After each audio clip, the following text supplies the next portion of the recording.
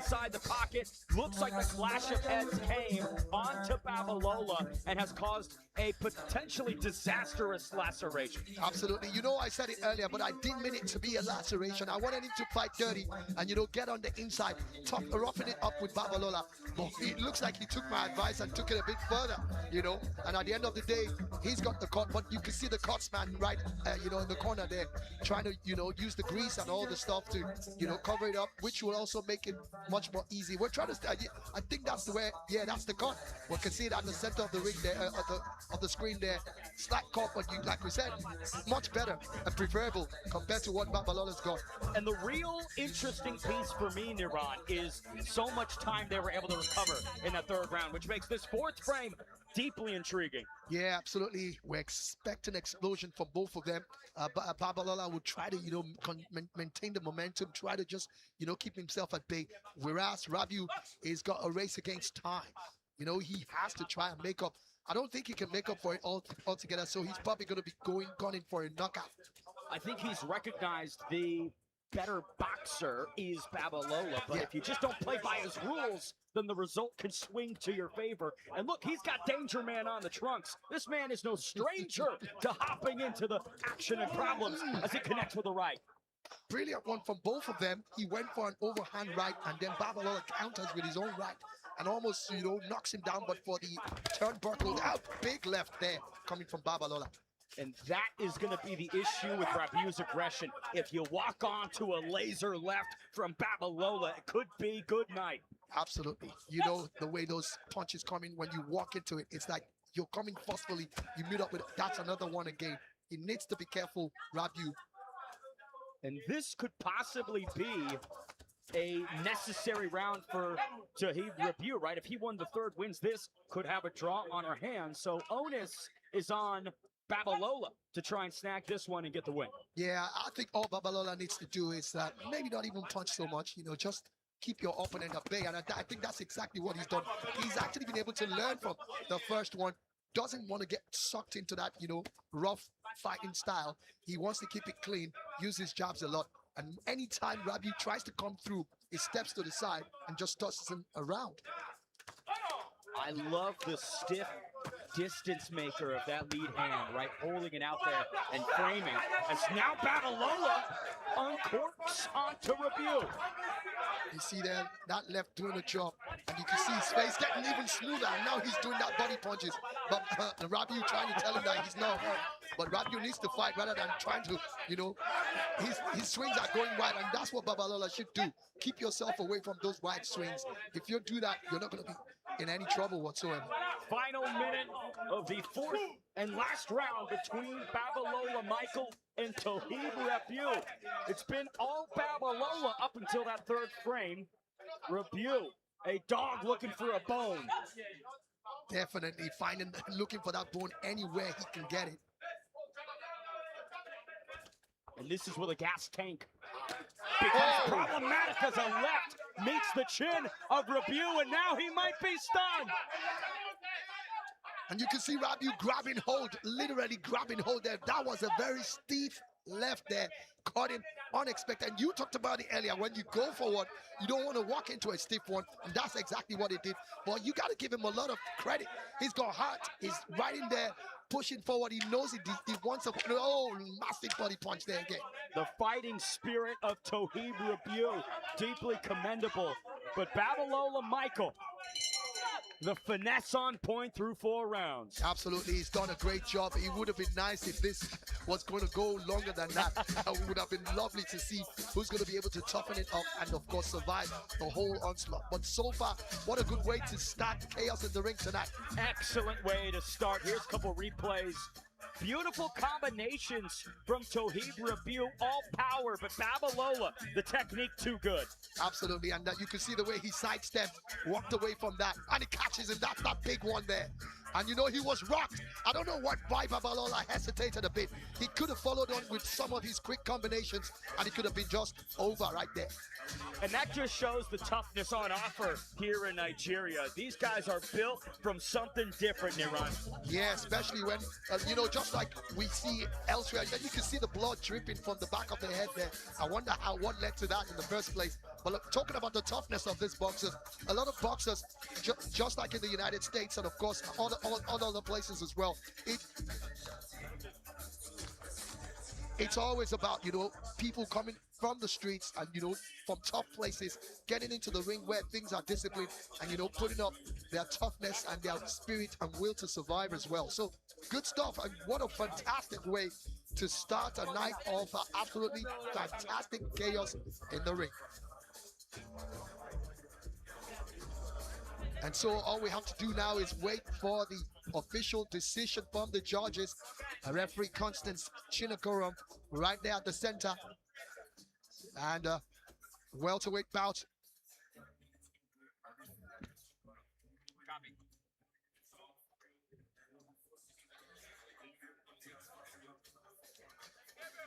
And there you see that avatar stuff on the head of Rabiu there. It's like he wanted us to see because the way he bowed his head, it was so visible. But he's got toughness. We need to say that. It's a bit rough around the edges, but he is a very tough fighter. Not the chosen one, but certainly has the warrior spirit of the avatar. But tonight belongs to Babalola.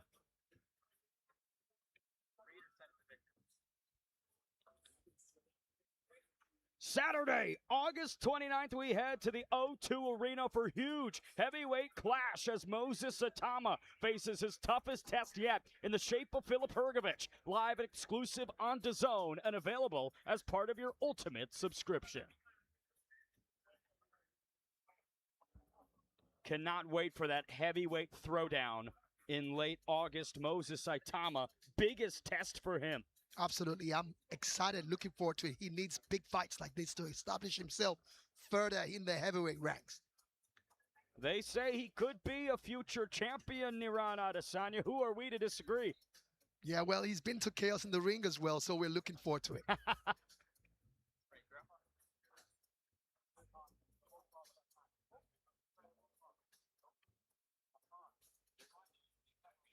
Five more bouts of action here tonight, all headlined by Portable and Charles Okocha. The rematch you have all been waiting for. It looks like we have tallied all the totals here for our first bout of the evening. So to make the official decision, we send it to Victor Godfrey. Ladies and gentlemen, after 4 rounds of action, we go to the judges' card. Judge Abimbola scores it 39-37. George Desmond Chika scores it 39-37. And George Atanda Tosin scores it 39-37. And your winner, by way of unanimous decision, still undefeated, Michael Babalola! Babalola, Michael, your winner by unanimous decision. Just too good through 4 rounds of action, Iran. Absolutely, and I think we saw that coming. I'm a bit surprised that he's so excited about it because he had that fight under control for the first 2 rounds, struggled a bit in the third, but came back strong, learned his lessons from his misgivings in the third, and he of course put up a fantastic 4th round. So he's so excited. He's 3 out of 3 now. What a way to get your boxing career on the way.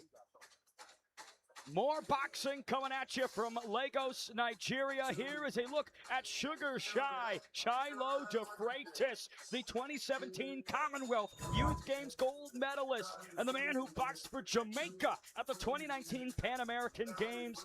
Back in action here next against that man, Eric Qualms. Coming up next at Chaos in the Ring 8.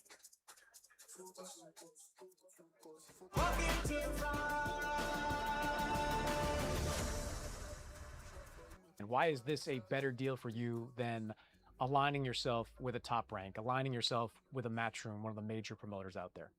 For me, it's a one-on-one because I see it as a place where I own my rights to all my things, my NILs and my ownership rights for videos and everything of that nature with Takeover Promotions. I think that's kind of like having the more control of what to do, what to say, and how to maneuver certain things with my legal team. I understand that didn't exist in previous deals. That those kind of rights, having ownership of them before. Well, yes. If you're a young individual like I were at 19, you come to a point where you've never seen certain numbers in your life like that, or you don't know certain wordings in contracts. And, what you sign sometimes may be signing certain other things that you weren't aware of. And I think that it took me some time and a lot of fights and a lot of championships to finally get to this point in my career. At 28, this is a groundbreaking deal. So usually it's the promoter and the network making the plan, charting the course for the fighter. Now it's kind of on you, right? Like you're the promoter here. Like what have your conversations been like with DAZN about what path you hope to be on over the next year plus? Right now, PBC is the lead promoter for August 22nd against Rolando Romero, associated with Takeover Promotions. So right now it's just to get our feet wet, but my goal is to become a lead promoter and to host major events like this and really hold accountability to these double headers and make great fights happen, make boxing great again, right? So I think that all comes to play within the grasp of this multi-fight deal that we have. Does it make you nervous at all, kind of operating without the safety net of a Top Rank or other promoters you work with? No, I think that it's actually more exciting. You know what I mean? And I think the safety net is DAZN.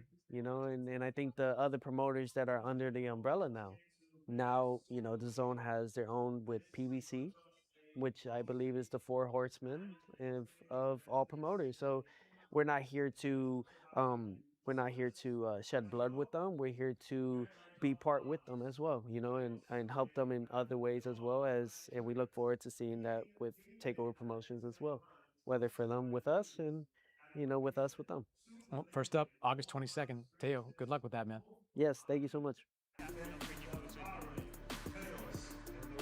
DAZN is back in Nigeria once again as we bring you the latest edition of Chaos in the Ring, live from the Balmoral Convention Centre, Hotel and Casino here in beautiful Lagos.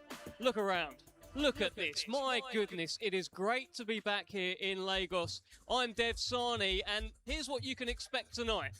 Carnage, carnival, and complete and utter chaos. It's so good to be here, and it's not just me. Look who I've got with me. We've got the hosts of the Dan and Dens podcast, former British Commonwealth European light heavyweight champion Dan Aziz, and reigning, defending WBO middleweight champion Denzel Bentley. How are we, fellas? All good, thanks, man. How are you, man? How you finding Nigeria, first of all? Mate, I love it. I love it. It's the second time that I've been here, and it's like my head's like on a swivel. Like something's happening over there, something's happening over there. But listen, how are you guys finding it? I mean, Denzel, boxing's taken you all over the world, right? Yeah. But there's nowhere like Nigeria. There isn't, man. It's amazing, man. This is my second time here. The first time I came was when Dan obviously boxed on their first ever card, and I enjoyed it, which is why I'm back here today. To be back, we're enjoying it. Every show seems to get better and better. The aesthetics is beautiful, and there's some good fighters on the card, and I can't wait to get the night going. Do you know what? The week has been immense. So much has happened. We were both on the stage. We were all on the stage yesterday for the weigh-in. Only weigh-in I've ever been to without scales, by the way. But everyone was dancing, moving and grooving. And hopefully we'll see some scenes of that as well. But have you ever seen anything like it? No, I haven't, Like you said, I think maybe there might have been one face-off. There was no skills. No one got to weigh in. But me and Denzel were both like, that was just insane. Like the feel, the vibe, everyone from the streets. And it's not just, people, it's like deep-rooted people from the streets. Like, do you know what I mean? And you just got that feel and that vibe. And it was really, really good, man. Denzel, you can see it. The way they worshipped Portable yesterday. He had those belts. He was holding them up like he was the unified heavyweight champion of the world. And the look in their eyes, Denzel, it was amazing. Yeah, they couldn't believe someone like him was, down there in the trenches with them, really and truly. But it was more like a street party yesterday, man. Like those vibes, dancing on the stage, and it's good to bring that back to a community like that. They're enjoying it. They get to see that firsthand. They might not be able to make it to the show. It's very far out. You know how long the drive was to get down there. You know what I mean? So for us to bring the show to them, and Portable and all these guys to bring the show to them. I mean, that's what you call giving back in a sort of way. Yeah, 100%. But I'll tell you one thing, out of all the kind of carnage, all the noise this week, one man has been very quiet because one man is very focused. Samuel Antwi in a fight tonight that he absolutely has to win. He doesn't say a lot anyway, but he's been just like the most chilled guy. He has to win tonight, Denzel. Yeah, no, he does, man. But every fight's a must-win fight. You know how much a loss can derail your career, and he can't afford no more at the stage, especially, you know, being out here in Nigeria. He's coming over here to away territory. He's got to put on a performance and win the hearts of the crowds of the Nigerians. And listen, you've had him in the gym, you've moved around with him, you've sparred him, known him for years as well. I guess the question with Samuel Antwi right now is, what class is he? Is he British? He was a former British champion, of course, never lost his belt in the ring. Could he be a world champion? Where do we kind of place him? I think he's a good fighter. We have good spars, I'll be honest with you. Especially where he's moved up a weight now, so we're only a weight apart. So we have good spars, and like you said, he's a former British champion, so we know he's definitely British level. But I think he's a level above. I think he's European and can become a world champion. 147 is a tough division, but I think it's one that he can compete at. But, sorry, 154. 154 is a very tough division, but it's definitely one he can compete at. But he's definitely European level and can reach that world level. Yeah, and you've been around him as well, Dan, this week, and I'm right about his demeanour, right? Yeah. He's just like, he's the calm head in all the chaos. No, he really is. You know, I think obviously on fight week, he's there trying to make weight as well. So that's also plays a big factor.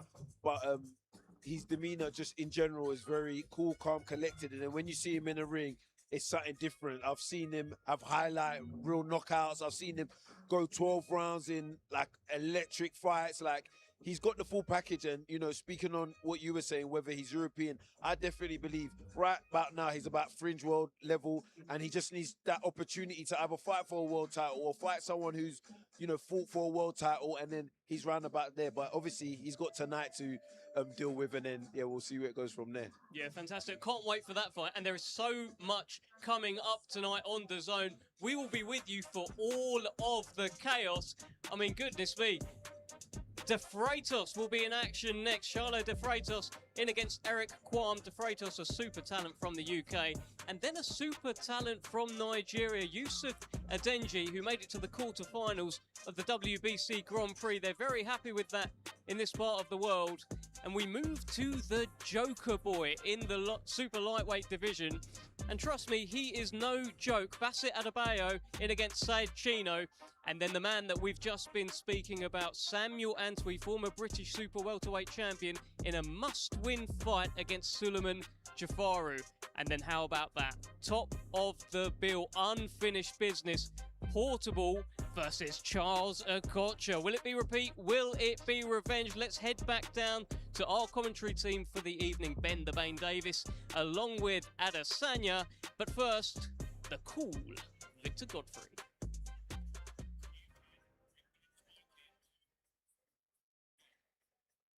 Fantastic bout coming up next, live on the home of boxing. Shiloh De Freitas, moments away to get him to the ring. We send it to Victor Godfrey.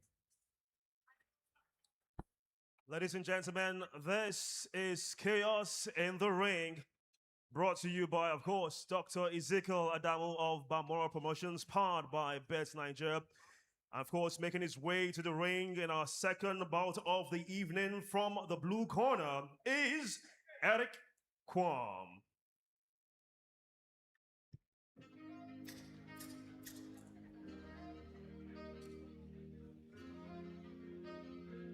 Eric Kwam, 13 victories, 9 knockouts in his 19 trips to the ring. We have not seen him since June of last year. That night, he notched a third-round knockout. I know he's looking to make even quicker work of Sugar Shot Shiloh De Freitas. Oh, well, that's going to be a tough task, because Shiloh De Freitas is a tough cookie as well.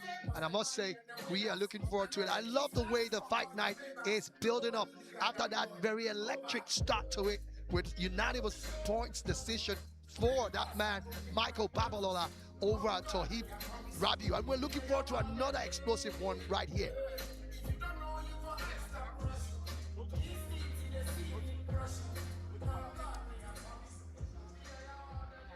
Making his way from the red corner is Shiloh the Freitas. From Tooting, United Kingdom, Sugar Shy, Shiloh de Freitas, the 2017 Commonwealth Youth Games gold medalist, wants to find his 8th straight victory. Hasn't been in action since December 2025. It'll be his first bout of 2026. Absolutely, we're looking forward to this. This man is a man with so much potential, and he just cannot wait to unleash them. He's a cool as cucumber, and I must say, looking forward to him. I've seen him 1 or 2 times, a very explosive fighter.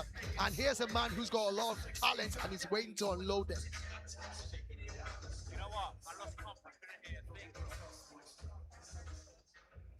Ladies and gentlemen, we do have action. 6 rounds of boxing awaits you. This, of course, is Chaos in the Ring.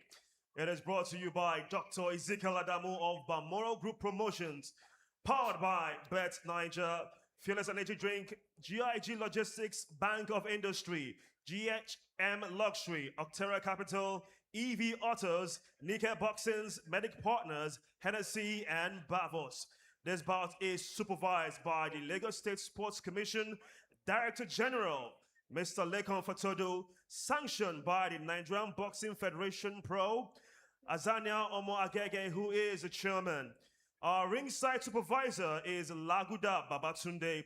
Our timekeeper is Olushola Ajala. Our glove master is Tajuddin Bashiru. And our ring doctor is Tajuddin Suleiman. And of course, our ringside judges scoring this bout will be Constance John Chinagorom, Desmond Chika, and Atanda Oluwatosin. And our referee for this bout is Abimbola Balogun. Now introducing first, fighting out of the blue corner. He is wearing white shorts with black trim. He has a professional fight record of 20 fights, 13 wins, 9 by way of knockout, 4 losses and 2 draws. Representing the pride of Ghana all the way from Accra, Lagos, make some noise for Eric Kojo Kwon.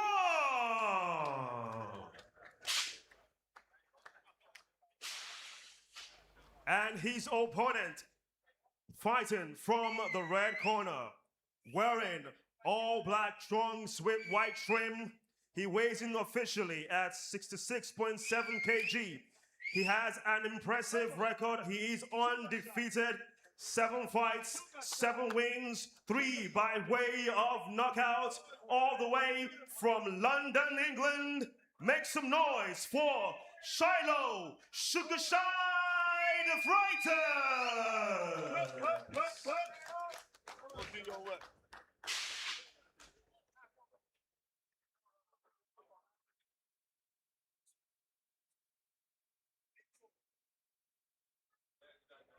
Good evening, ladies and gentlemen. My name is Balogun Abimbola, center referee for this bout. Protect yourself always and always follow my command. I wish you best of luck. Touch glove. Referee for this bout is Abimbola Balogun. Welterweight action on tap for our second clash of the evening here. Chaos in the Ring. The unbeaten Shiloh de Freitas returns. He takes on Eric Kwarm over the course of 6 rounds in the welterweight division. Round number 1 underway. Such a composed individual. You said cool as a cucumber, but he is hot as a jalapeno inside the squared circle. You can say that again, absolutely. And the funny thing is, he's got a nickname, Sugar Shy. Of course, that shy doesn't stand for being shy. It stands for his name, Shiloh. And I believe that every time he steps into the ring, his hands do the talking a lot.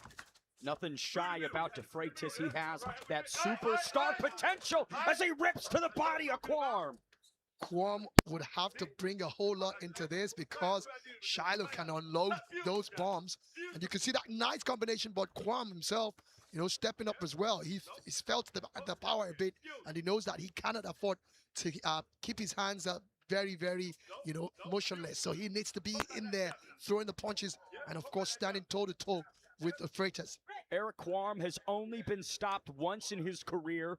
That was all the way back in September 2023, his most recent loss. Since then, a 4-fight unbeaten streak, back-to-back victories, and a huge opportunity. Imagine what a win over Shiloh De Freitas could do for Quam. Wow, that's going to be a big one for a man that's been, destined for greatness, talking about De Freitas.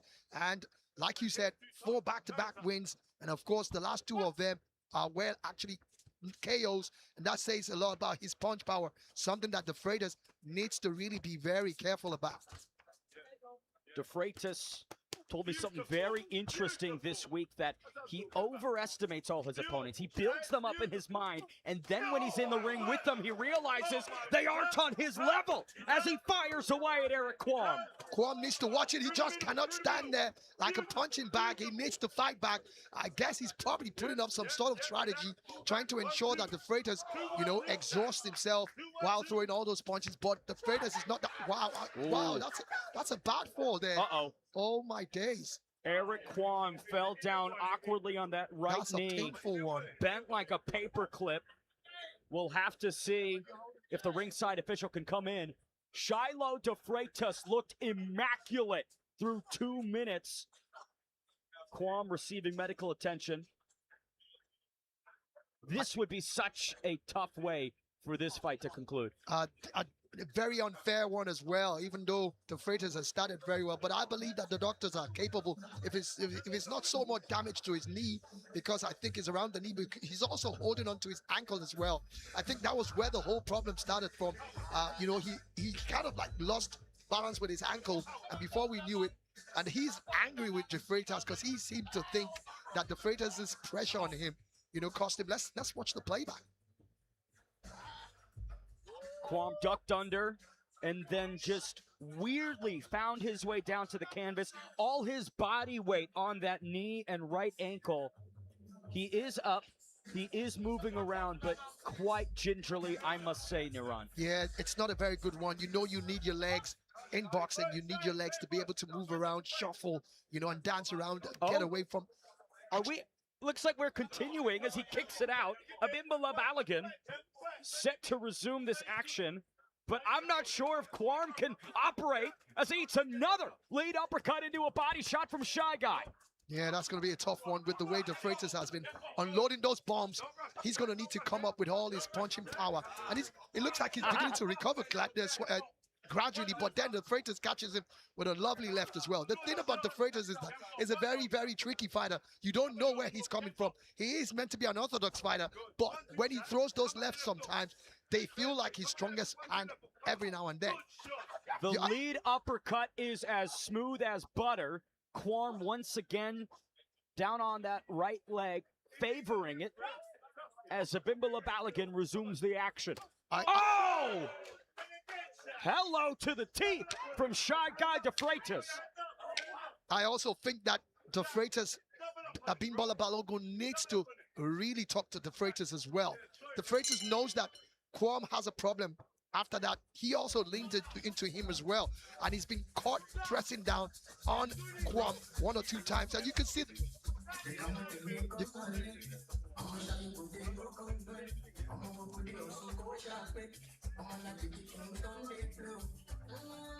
The casino, BetNiger has consistently delivered amazing gaming experiences to all Nigerians. BetNiger has delivered innovative services, world-class gameplay, and unforgettable wins. Woo-hoo! Spin big and win bigger the Niger way with BetNiger. Folks, welcome back to Lagos, Nigeria. Our second bout to the evening features a very game Shy Guy, Shiloh De Freitas, who is going to work on Eric Quams in round number 1. There's that lead uppercut that just snakes its way all the way up to the dome. And this, I believe, is the sequence for Quam as he eats so much work to the body. I mean, we talked about this in the first fight of the night. Shelling up and standing in the pocket, not an advisable strategy. Absolutely not, especially when you are up against someone like De Freitas, who's using his jab very well. And that, that issue with the injury earlier on is what a very good boxer like De Freitas will be looking to capitalize on. But at the same time as well, that first round break should give the man himself, talking about Eric Kwam, some time to recover. I'm expecting that you see that, press on the back of Kwam, who's not very... That was not necessary coming from De Freitas, You're winning the fight quite easily. Yeah, and the referee called for a break, so you don't need to throw any punches. And Kwam, I think Kwam will need to have to be a bit rough as well, get in there, because De Freitas is showing him that he's not just a clean boxer as well. He can also roughen it up. And that's what Kwam needs to do. He needs to stop complaining. Yes, we know he's got a problem with his knee, but he needs to get in there and toughen it up. You can see sugar on the trunks of Shiloh De Freitas. If you are labeling yourself as such, you are putting yourself in the category of the Sugar Ray Robinsons, the Sugar Ray Leonards, and the Sugar Shane Mosleys. We'll see if he is salt or sugar as this career progresses. But it's a return to action for Shiloh De Freitas, and seems like some awkward moments, of course, through 2 rounds. I'm not too sure if Kwam will be able to finish this fight. You could see him, limping a bit every now and then. And that incident in the first round definitely limits his mobility in the ring. He cannot move around too much. And then all De Freitas needs to do is back away every now and then go on the inside, quickly gets his punches in. And you can see the way he's backing away, throwing those punches. And he knows that, Kwam is going to be struggling. And every time he tries to go forward, Kwam will struggle as well to step back as well because of that, limited movement that he's having because of that injury. Beautiful crack downstairs from De Freitas. Again with the right. Eric Kwam trying to make it interesting, but getting tagged at all dimensions. Minute to go in round 2. And I love the way that referee Abimbola has been going about. You can see him, trying to kick out that leg. We got to give him a lot of credit, because another boxer probably would have packed it all in. Said, this, but nobody wants to have an L, to his name in BoxRec, and that's exactly. And De Freitas is milking everything right now. He knows that everything is in his favor. All he needs to do is stay away from a heavy punch, because you're talking about Kwam, who has a very good knockout power. You cannot afford to be there. And that mobility issue is going to keep affecting this man. And I'm not very, very excited about this. I would have loved both boxers to be in great condition so that we could see some very explosive boxing action. Injuries, unfortunately, just part of the game. But the Ghanaian, Eric Kwam, no questions about his toughness or interest in continuing to battle as we head to the final 10. Shiloh with a beautiful left hook upstairs. And now De Freitas starts to turn it on.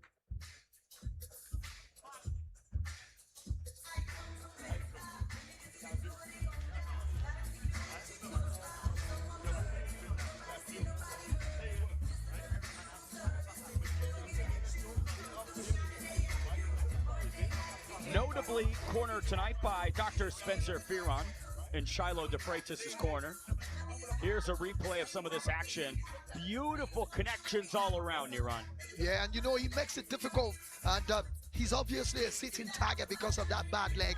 You cannot meander, maneuver yourself away from those punches coming in, because you need those legs to be able to, sway yourself left and right, swerve and everything, and dip down low as well. These are all things that have got to do with your ankle and your knee. It's quite unfortunate, but that's, like you said, part of the trade, and you just have to live with it and try and, tough it out. Shiloh De Freitas returned to the big stage, but crazy turnarounds in his absence. Now in his own family, there are some more famous individuals. His father, Marcus Luther, been on Gogglebox, and his brother, Yash Fleming, an outstanding amateur talent who's amassed a gigantic social media following, and also won English and British Youth Gold. Excellence is just in these guys' blood. Absolutely. The fight is in their spirit. And then, of course, his brother, Yash, is definitely looking to follow up in his older brother's footsteps. He himself, a youth gold medalist as well, an international sporting event as well. But he's doing a great job. I like the combinations and the variety he's bringing into it. It's making it difficult for Kwam, who we said earlier is limited. But I think every time he comes out from the corner, he seems a bit, better. But then, of course, you see De Freitas there, and Kwam is not really enjoying it. The fact that De Freitas is actually leaning forward with his head, and that's why you saw Kwam, trying to use his hand there to brush up the face of De Freitas. And I think that the referee needs to let De Freitas know about it as well. I think that Kwame has tried to make this fight as clean as possible, but unfortunately, you know, the Freitas is looking forward to exploiting, you know, the situation, which is what any boxer would do. I mean, if your opponent finds himself in an injured situation, there's nothing, it's not your fault. You're going to try as much as possible to take full advantage of that. Would we ask a great white shark why it's eating an injured swimmer? Especially, we would just assume that's what it does as Shiloh de Freitas attempts to exploit the wounded gazelle of Eric Kwame. Especially when the injured swimmer has blood dripping off him. You know what the sharks do about blood. Oh boy, do they like it, Niran.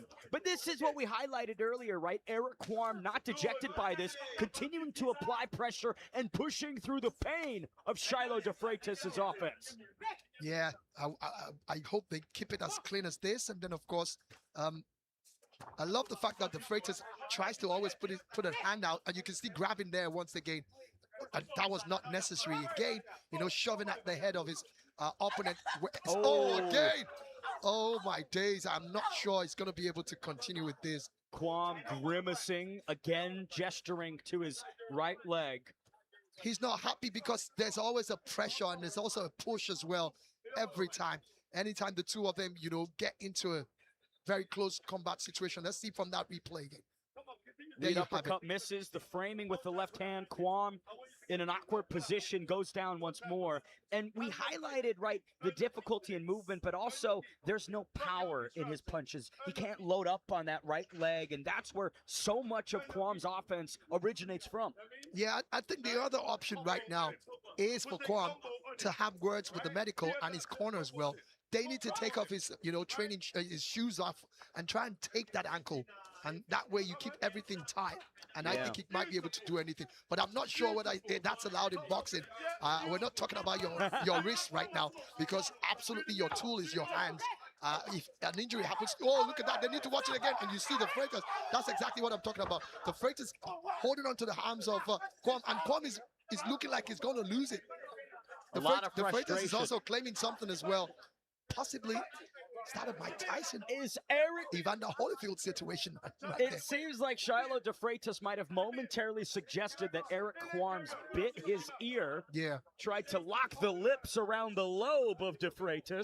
And that could be a sign of frustration if that truly happened coming from Kwame, who feels that, you know, de Freitas has been allowed to, you know, literally hold him and do a whole lot of things. Kwame looking at the referee. He doesn't need to. De Freitas opens up another combination. He doesn't need to, because in boxing you're told to protect yourself at all times. Anytime the referee doesn't call for anything, keep yourself protected. Beautiful right onto the chin of Kwames to close out the round.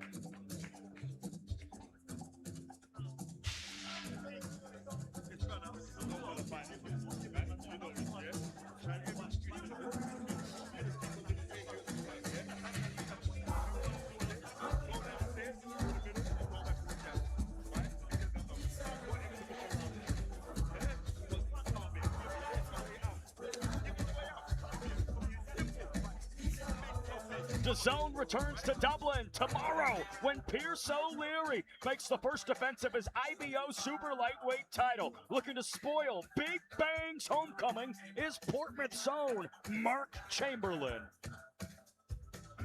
All that action live on the home of boxing, DAZN, as is this tonight here in Lagos, Nigeria. Another volume of high-octane packed action from Lagos, Nigeria, with chaos in the ring. That man, Shiloh de Freitas, has had an interesting war with Eric Kwames. Kwames' corner addressing the leg, working out the ankle for the majority of that in-between transition period. And it's quite very unfortunate, because they should be talking about fight strategy, but they're spending a whole lot of time between that break, you know, trying to ensure that his ankle is actually very okay and strong enough to, you know, withstand the pressure that he's going to be putting on it. So much for him right now. It's a very bad psychological situation he's in, and the Freitas, a very smart, intelligent boxer, will be exploiting every situation, get under the nerves, on the nerves of Kwames in every single way, and that's going to cause a lot of problems. There's a lot of distraction for the other fighter, and that's going to leave him very open. Pressure from Qualms. Clinch from De Freitas as he backs Qualms into the corner post. Let me pose you this question. In round 4, Eric Qualms injured. Shiloh De Freitas yet to knock him down in meaningful fashion. Are you a bit surprised that Shiloh has yet to strike with a serious significance? Yeah, I'm a bit surprised, especially with the technical quality of the Freitas. I think he should try as much as possible to go for the movement. Oh, That should get a warning. Short inside strike from De Freitas. That should get a warning. Abimbola Balogun was coming over. Beautiful crack to the ribs, and then upstairs from De Freitas. Yeah, look, you were asking me about that not taking advantage, and of course, this is the way I expect De Freitas to go. You know, his opponent has a bad leg. Try and throw your punches because his balance will not be there anymore. If you put in a very heavy punch, there's a good chance he will not be able to withstand it and probably fall backwards. But he's, you know, getting involved in trying to ensure that he actually... Body, as De Freitas was leaning upon the upper section of Qualms. Abimbola Balogun. Now, it was about time for that. You know, some points deduction there coming as a result of, you saw the way the referee used her hands to show you were pressing down on your opponent, and he's been doing how things would pan out, but she saw that he wasn't going to stop, and I think that should put a stop to it for now, unless, of course, De Freitas wants to lose more points from the judges. If it's his muscle memory, his body reaction, we could see that position more and more, and points get taken as it follows, but De Freitas, again, technically a level above. You can see a difference now. Yeah, he's now, you know, turning himself a lot more on his combinations. He's got the punch that can actually knock out his opponent, especially with the bad leg now. And that's the just go with the jabs. Set yourself up for a cookie as well. Quam only stopped once in his 19 appearances. Lead uppercut sends the mouthpiece to Saturn as we close the 4th round.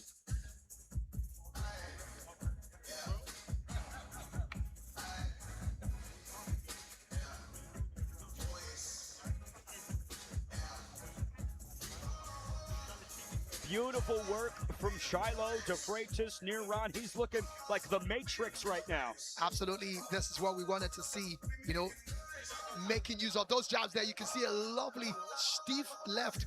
That's exactly what I keep talking about with De Freitas. You do not know where he's going to come at you from. You think his strongest hand or the stronger hand is the right, which is true. But then, of course, he throws in a very stiff left that gives you a whole lot of problems. It does seem like Shiloh De Freitas is stepping on the gas more, sitting on these strikes as we get later into the fight.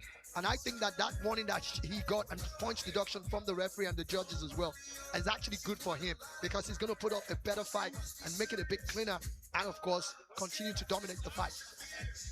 And this is when we talk about expectation, right? Shiloh De Freitas, someone who has captured Commonwealth titles, been at the Pan American Games. When he's inside the ring, there is a bar that he must meet. Absolutely, and we're all looking forward to that. It's like everybody's judging him every time he steps into the ring. And so far, so good. He has acquitted himself, and maybe not necessarily as cleanly as we would have expected, but so far, he's shown that he has the ability to get to the expected heights that we want from him. Looks like we have to squeegee the corners real quick. Some H2O has found its way onto the canvas, as water usually does. Yeah, always find its way everywhere, especially in the ring. You know, there's always going to be that breakup. Every now and then you get water, you know, poured into your mouth so you can refresh yourself. And sometimes, because of the way things are, it could be chaotic, just like it's chaos in the ring. Pressure from Qualms to open up the 5th round. Slated for 6. Clinch from Qualms. Qualms needs to be very careful as well. We know he's got the shorter reach. Almost both of them have almost equal reach, but he needs to be careful as well. He cannot afford and try and throw his punches. Not so much from a distance, but, you know, stepping a bit. And then now it looks like, oh, it's all going, you know, downhill for him. The Mount Vesuvius. Qualms back in action here in the center, digs down to the midsection. The movement's still there, right? Despite the injuries to the right leg, Eric Qualms giving a good account of himself around the ring. Yeah, but he's not going to be hand again. You see that hand at the back of the neck, and he's quickly able to. The moment he saw referee Abimbola stepping forward, he quickly gets his hands off. they also need to watch it because I see a lot of head clashes in there. Minute 34 left in the 5th frame. That's a lot of time in the 5th frame, and anything can still happen. But it looks like Some little rabbit touches with the rear uppercut from De Freitas. Abimbola Balogun, not a fan of them. no referee would be a fan of that. You know, you can't have somebody's head in your hands, and then you use the other hand. Start, putting in some quick, very tricky punches in there. Shades of a Ben Whitaker in terms of bending the rules and being flexible with your application of damage. Yeah, you have to be a good referee to be able to spot that. You know that most boxers try to do, some dirty things. Oh, left hook upstairs for De Freitas. Yeah, but De Freitas. Oh, boy, right behind the back. Some sugar, salt, and pepper from Shy Guy Shiloh De Freitas. He's trying to improvise, do whatever it is it needs to do to. I don't think that's going to get a knockout, but of course, it will definitely rile up his opponent. Look at, but you see what I talk about. He's got a very innocent face, and you think he's capable of doing no evil. He seems like a good boy, but the mean streak, the bad bones are in Shiloh De Freitas' body as he continues to be a level above Eric Kwam here in Lagos. Now we go back to that cut now around the face of Kwam.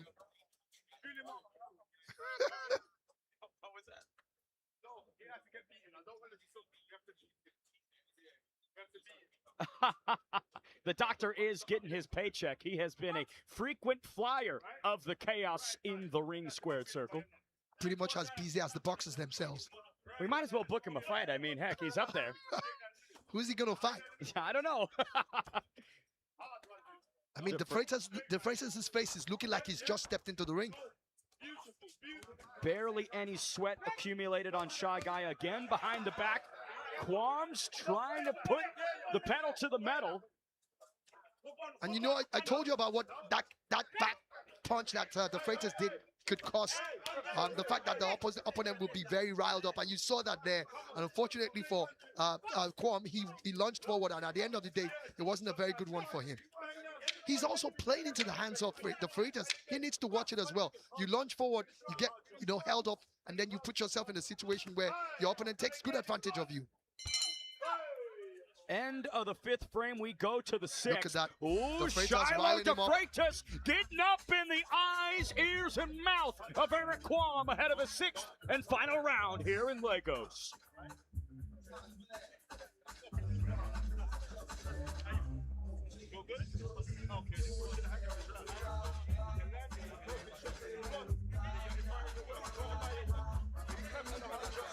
Three minutes remain for Ghana's Eric Kwam to try and summon.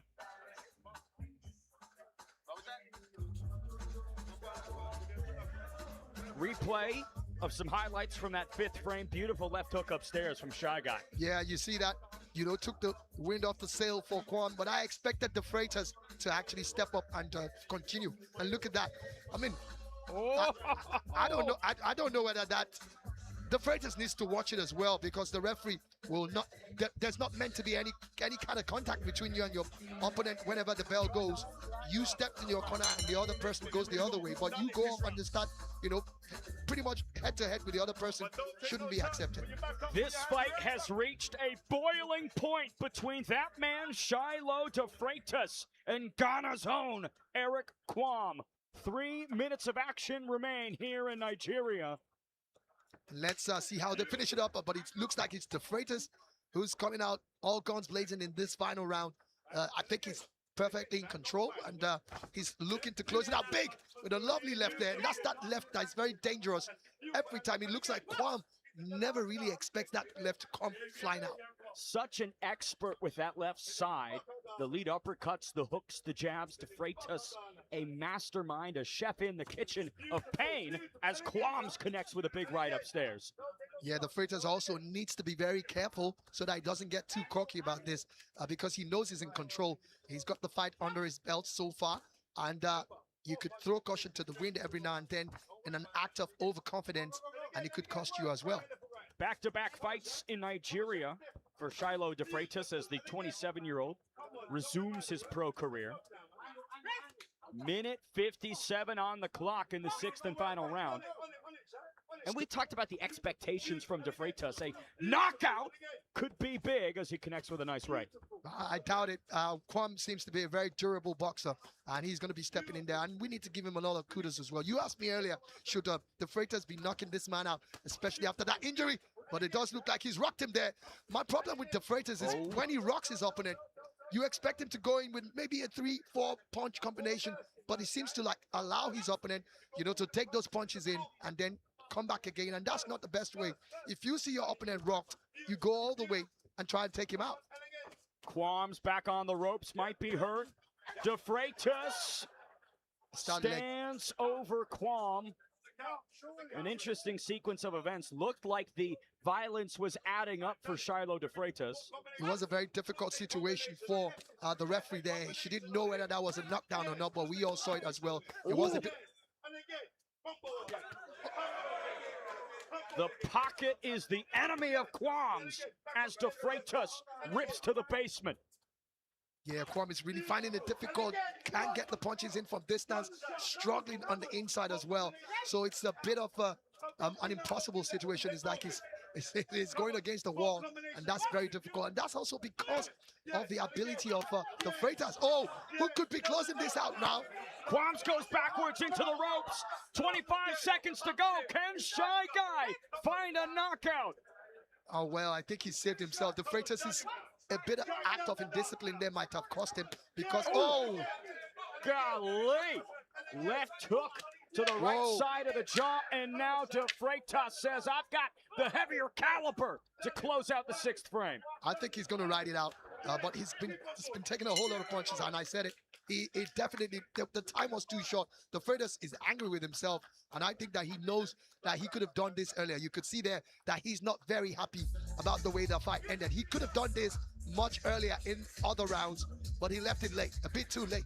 6 rounds in the can for our second clash of the evening. Shiloh De Freitas, in all likelihood, getting the decision over Ghana's Eric Kwam. It was a frustrating affair for both gentlemen. Obviously, the injury early in the fight for Eric Kwam changed his strategy, altered his approach immensely. But Shiloh De Freitas, a point deduction, some serious bad blood as it all boiled over in the 5th. Not the fight that maybe we expected. Not the fight we expected, because we wanted to see what kind of opposition that Kwam will be offering for De Freitas, but unfortunately, it didn't happen that way. Anyways, it's left to the judges. Kwam being able to ride the wave, the very, very insane and dangerous tidal wave right here in the second bout of the night. Chaos in the ring, straight from the Balmoral Convention Center at the Federal Palace Hotel, Lagos, Nigeria.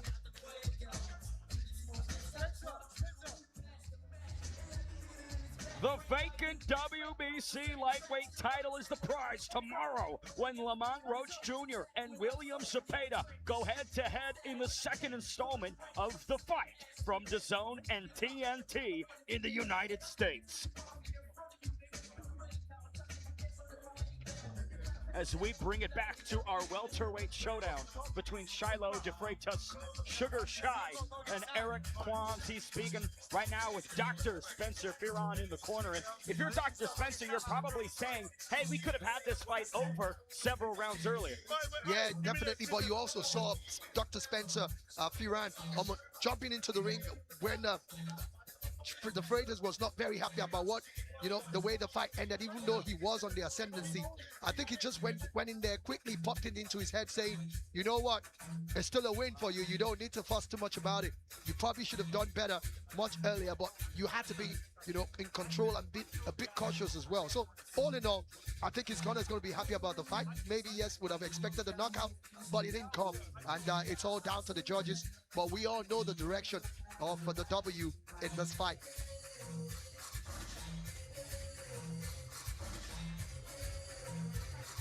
Shiloh De Freitas, in all likelihood, remaining unbeaten to...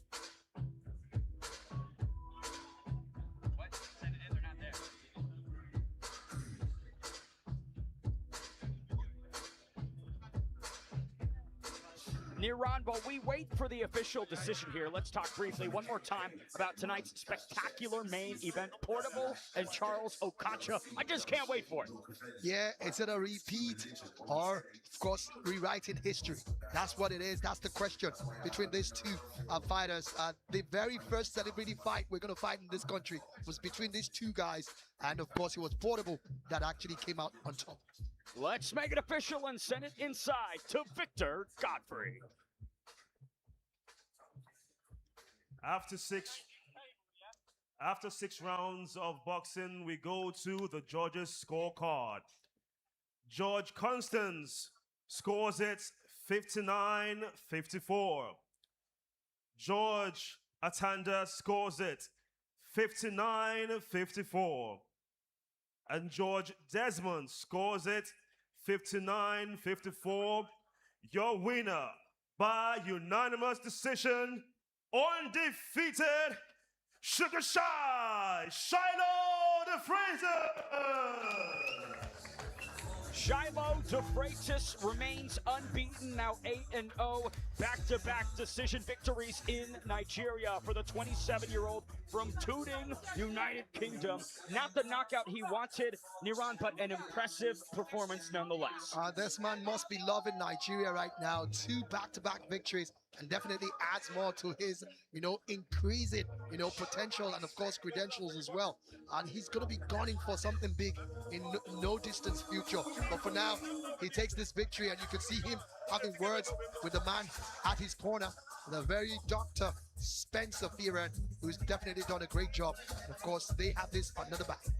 Cannot wait to see DeFreitas back, and maybe his brother Yash Fleming will join him on a future Chaos in the Ring card.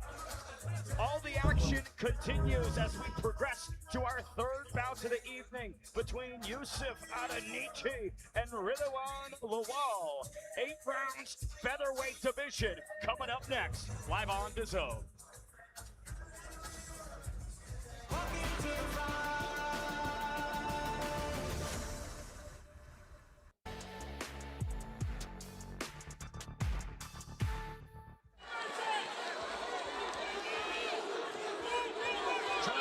Jab going, but still unsteady. Another right from Prenga. That's wide open Joshua. He smiles, but he's back to his corner after one of the worst rounds of his career.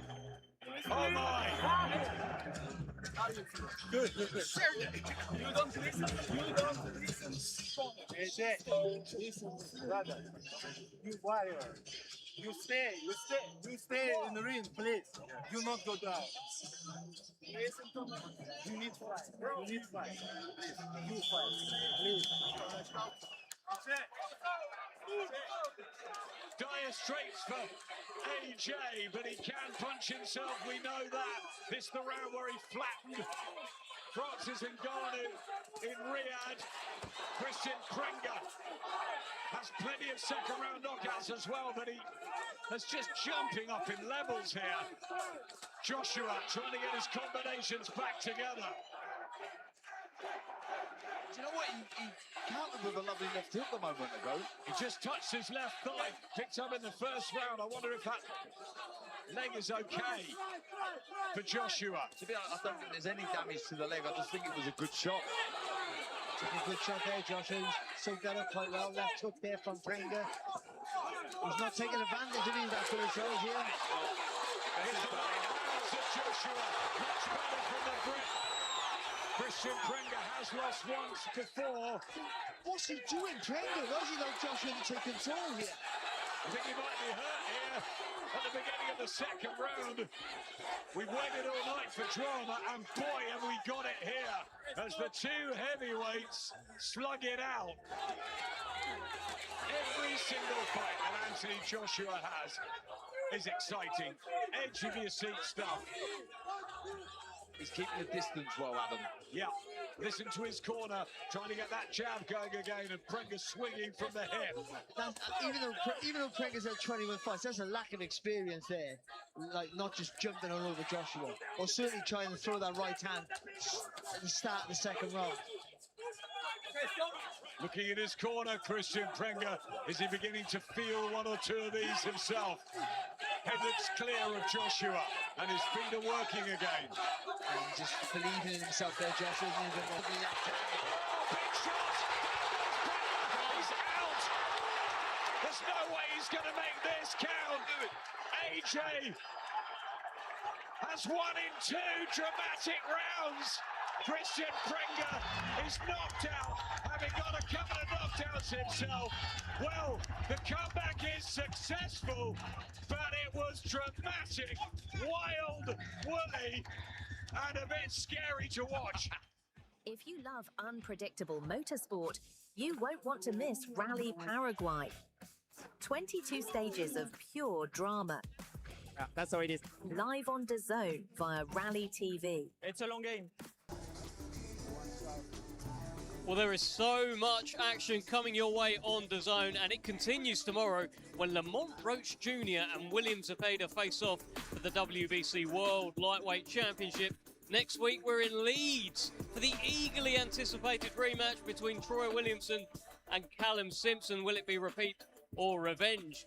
Wednesday, August 12th, it's Destination Australia for Terra Moana against Savage. Truly is Savage versus Savage. And on Saturday, August 15th, we return to the US as the GWOAT. Claressa Shields challenges Kay Scott for the WBC World Middleweight Championship.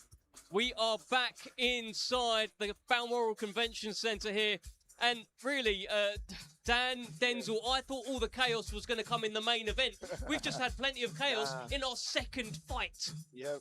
You don't know Shiloh. If you know Shiloh, then you know, yeah.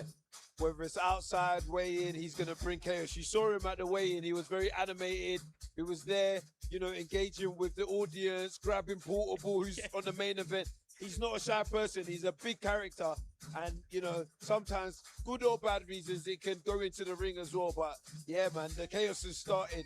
Thanks to Shiloh. I love that. I love that. And yeah, you mentioned it. Yeah, he was putting hands on Portable yesterday, taking his belt off him and all sorts.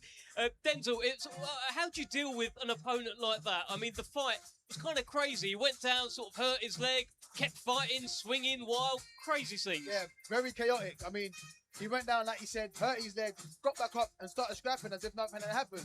And in the corner, complaining about his leg again. So his opponent was very tough. And when you get someone that awkward, you just got to deal with what's in front of you. And I think Shiloh done that well tonight. He dealt with what was in front of him. He wouldn't be proud of his performance, but his opponent wasn't giving him anything to kind of deal with. So, yeah, man, well done to Shiloh. And listen, you boys know Shiloh well. You've known him for his career. Yep. I mean, it feels like he needs to kick on now. That's a nice win tonight. Bit of momentum going. Boxing out here in Lagos, second fight in a row. What do you feel needs to happen next with Shiloh? Definitely. When Shiloh first turned pro, he was very young and he was already been talked about as one of the biggest prospects. For one reason or the other, he's obviously kind of not had that momentum. And I think now, like you said, he's fought on a couple, I think this might be his second fight in Nigeria. He's fought it out in Ghana. Now it's time for him to have that fight, you know, what we would call a 50-50, someone who's going to come and actually try and beat him and yeah, for him to be able to push on to titles, you know, internationals or Europeans, something along those lines, because he's definitely very talented.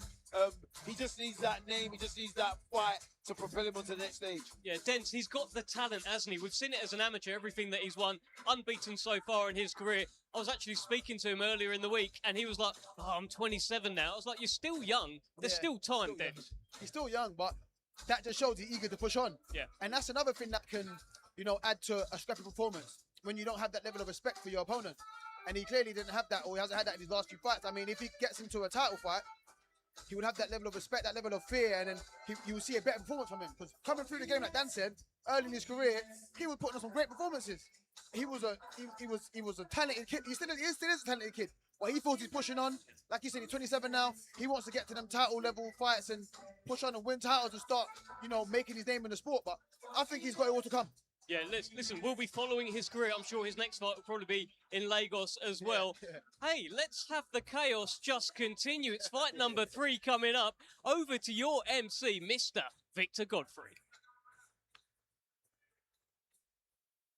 Ladies and gentlemen, brought to you by Dr. Ezekiel Adamu of Balmoral Group Promotions. This is the biggest fight night in Lagos, Nigeria, and we are so happy to have you along for the ride. It is time for our next bout of the evening, and this promises to be truly exciting. Making his way from the blue corner is Really One Lawal.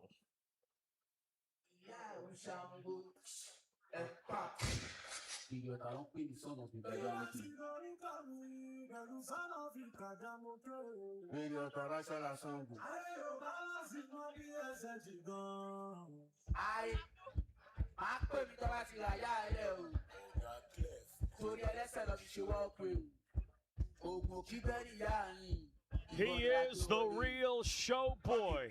Really One Lawal, 33 years young, the former African Boxing Union African Featherweight Champion, the West African Boxing Union Featherweight Champion, now has moved up and is currently the number 11 ranked lightweight in Nigeria. Coming off of a second round TKO in January of this year, he wants to pick up another one, Niran.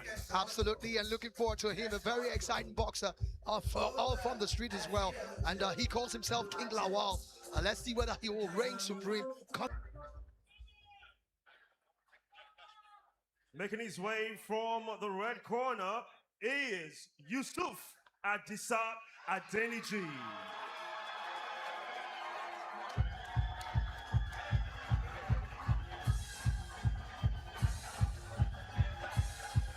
No question as to who this Lagos crowd is riding for. The number 2 ranked featherweight in Nigeria, the 26-year-old Yusuf Adeniji. Looking forward to a great one. This man was in Riyadh season some months back. Thrilled them, not as successful as he would have wanted, but you could see that he is a crowd favorite. And the thing about this bout is that it's a bout between two champions who will definitely stand up tall at the end of it all. We are excited. Ben, right here, is very excited with me as well.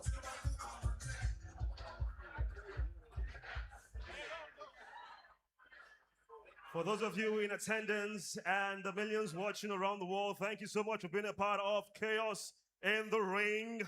We have the 8 rounds of boxing in the featherweight division. This is brought to you by Dr. Ezekiel Adamu of Bamura Promotions, proudly sponsored by Amstel Motor, Bet Niger Fearless, GIG Logistics, Bank of Industry, GHM Luxury, Octera Capital, EV Autos, Nikkei Boxings, and Medic Partners, Hennessy and Bravos. This bout is supervised by the Lagos State Sports Commission, Director General, Mr. Lekon Fatodo, sanctioned by the Nigerian Boxing Federation Pro, Chairman Azania Omo Agege. Supervisor at ringside is Laguda Babatunde. Our timekeeper is Olushola Ajala. Our glove master is Salaudin. I have to ask you a question. The officials are ready. The fighters are ready. But the big question is, are you ready? Introducing first, fighting from the blue corner. He comes in officially weighing in 57.5 kg, fighting with the brown shorts. He has an impressive fight record of 25 fights, 21 wins, 14 by way of knockouts, 4 losses, and no draws. From Lagos, Nigeria, make some noise for Really One, the real showboy Lawal. Fighting from the red corner. He weighs in officially at 57.5 kg, wearing white shorts. He has an impressive fight record of 18 fights, 17 wins, 10 by way of knockouts, and only 1 loss. From Nigeria, make some noise for Yusuf Adisa Adeniji.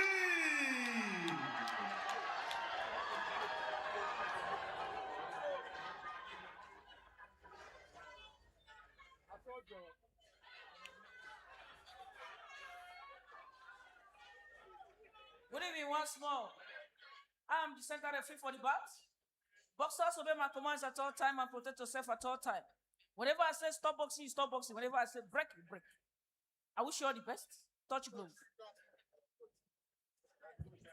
Referee inside the ring, Constance Chinagorum, for this featherweight clash between the deeply touted 26-year-old Yusuf Adeniji and the real showboy, King Rilwan Lawal. Exciting stuff. I'm just ecstatic to see this. You know, it's a case of the experienced versus the youth who's got a lot of talent as well. And like I said earlier, Adeniji has been out of the country as well, fought in the Riyadh season, in the league that they had there some months back, under the zone as well. And of course, you know the kind of quality he brings. But he's up against a very, very talented and vastly experienced boxer who's got a lot of fights under his belt. And of course, both of them knockout specialists as well. Adeniji could crack you from across the ring with that reach. I mean, he is as tall as a skyscraper. Absolutely, but then of course he needs to watch out for the power of Lawal as well, who's not going to take any prisoners at all. 14 knockouts in Lawal's 21 victories. Clinch here from the taller fighter, but the real showboy more active inside the pocket. Yeah, that's what Adeniji is going to have to deal with. The quickness and the smart moves coming from the real showboy. It's going to be a handful. Adeniji will have to be very, very accurate, just like he was right there. Check right, finds a home on Lawal. Chinagorum with the separation. 2 minutes remain in round number 1.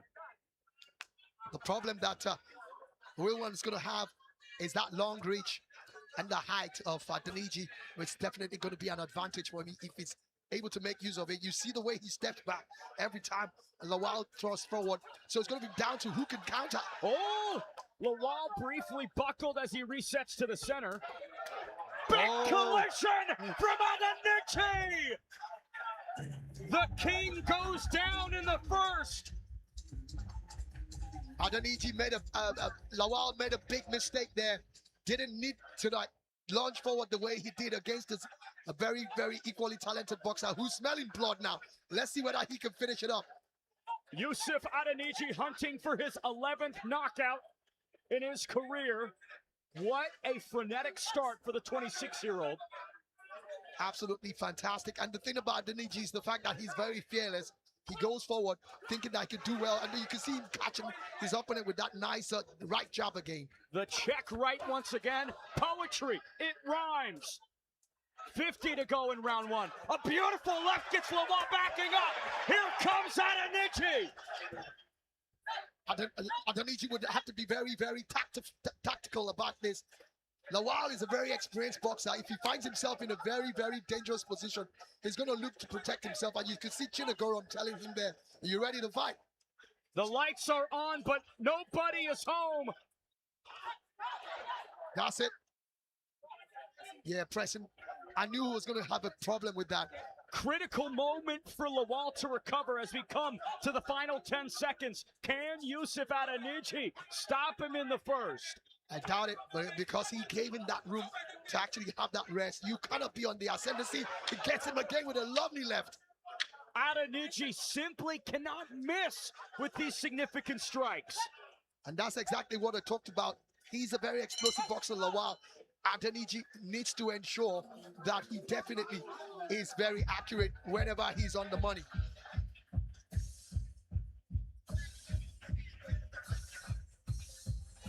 The Lagos crowd is getting loud. Look at the replays. Lawal doesn't know where he is. Adeniji cracks him in the throat and sends him to the canvas. Absolutely. What a very perfectly timed punch there. Immediately Lawal loses his footing. He catches him, and he catches him with another one there. But you saw what Lawal did right there. Grabbed hold of the waist of Adeniji and showed that he was able to use him for support.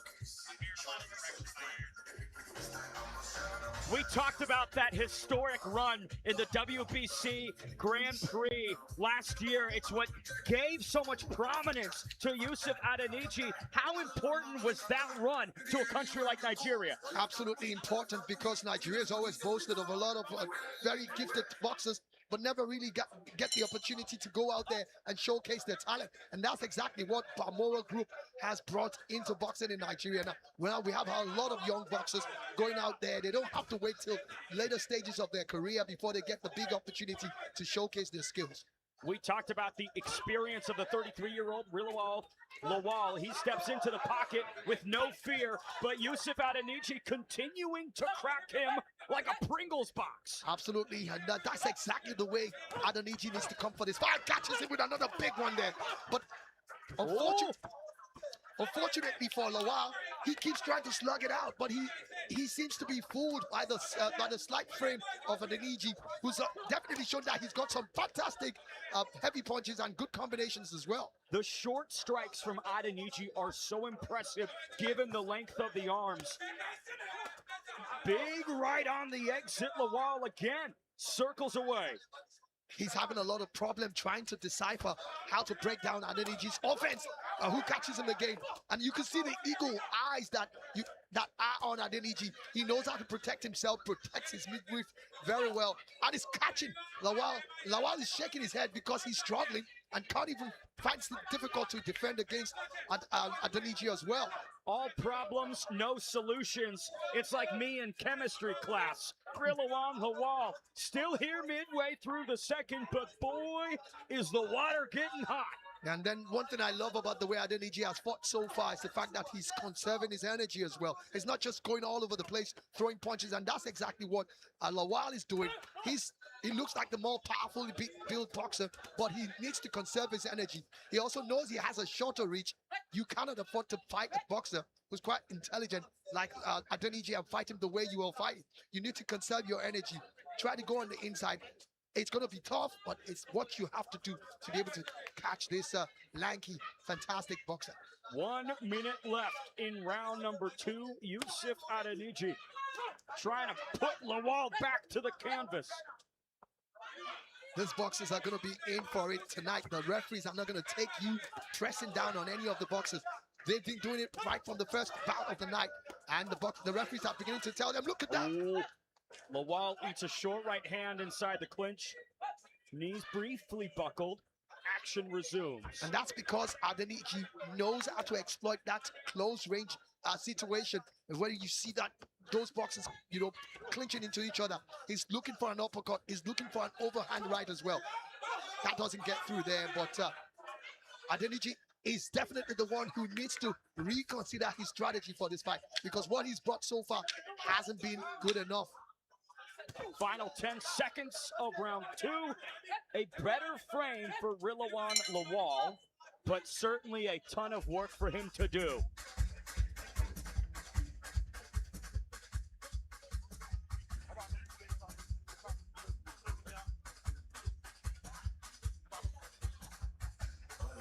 Needs a leader.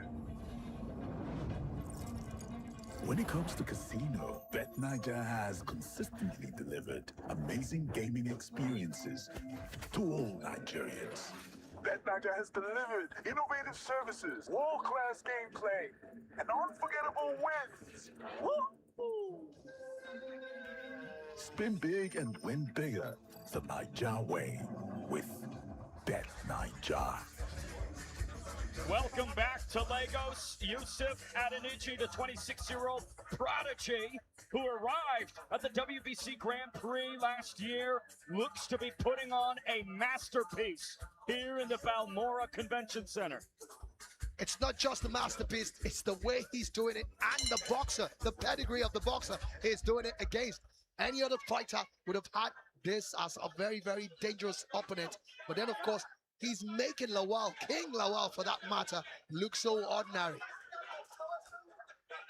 Rilawal Lawal has come up short 3 times in his last 5 outings, but all of those opponents were undefeated boxers. He only loses to the best, and that's exactly what Yusuf Adeniji looks to be here in Nigeria. Oh, that's not a very good one there. Adeniji, Lawal there being a bit dirty about it. I saw something that looked like a headbutting situation. And he knows that he's received so much, fire bombs from Adonichi, and he's looking for every single way to unsettle his opponent. Adonichi is going to have to be calm because he's in control, but he's still a long way to go. We still got 5 more rounds after this one, and that's definitely a long time in boxing. Action picks up. 2 minutes left in round 3. Lawal has not met the canvas since the first frame. Seems like his durability's improved as the fight has worn on. He's a naturally durable boxer, but he left himself open there. You know, he spun around, left his chin. It was like he set it up for that punch, and the moment that punch landed, we all knew where his destination would be. You give the chin on a silver platter to Yusuf Adonichi. He is going to gobble it up. Midway point of round 3, Lawal trying to make it dirty. Yeah, he's trying to make it dirty, but then, of course, Adonichi, I love the way he's doing. You know, he's shoving his opponent back. Oh, look at that quick right jab there. Then a 1-2 behind it. Adonichi. Employ every trick just back there, but he gets caught there. He needs to watch out. Lawal to lunge forward. The moment he lunges forward, To show up, we have to have him every single fight. I said this earlier, and that's exact. This could be dangerous against the boxer like Lawal, because Adonichi would have to protect his, eye, and then try as much as possible not get into a situation where the fight will be awarded in favor of his opponent after doing all the job. Ben, this is going to be very unfortunate if it does happen, but I'm looking at the face of the doctor. I just hope. Looks like a clash of heads is what opened up the 26-year-old superstar as he dipped right in to Rilwan Lawal's cheekbones, it seemed, which could cut diamonds, not surprised. It clipped open Yusuf Adonichi.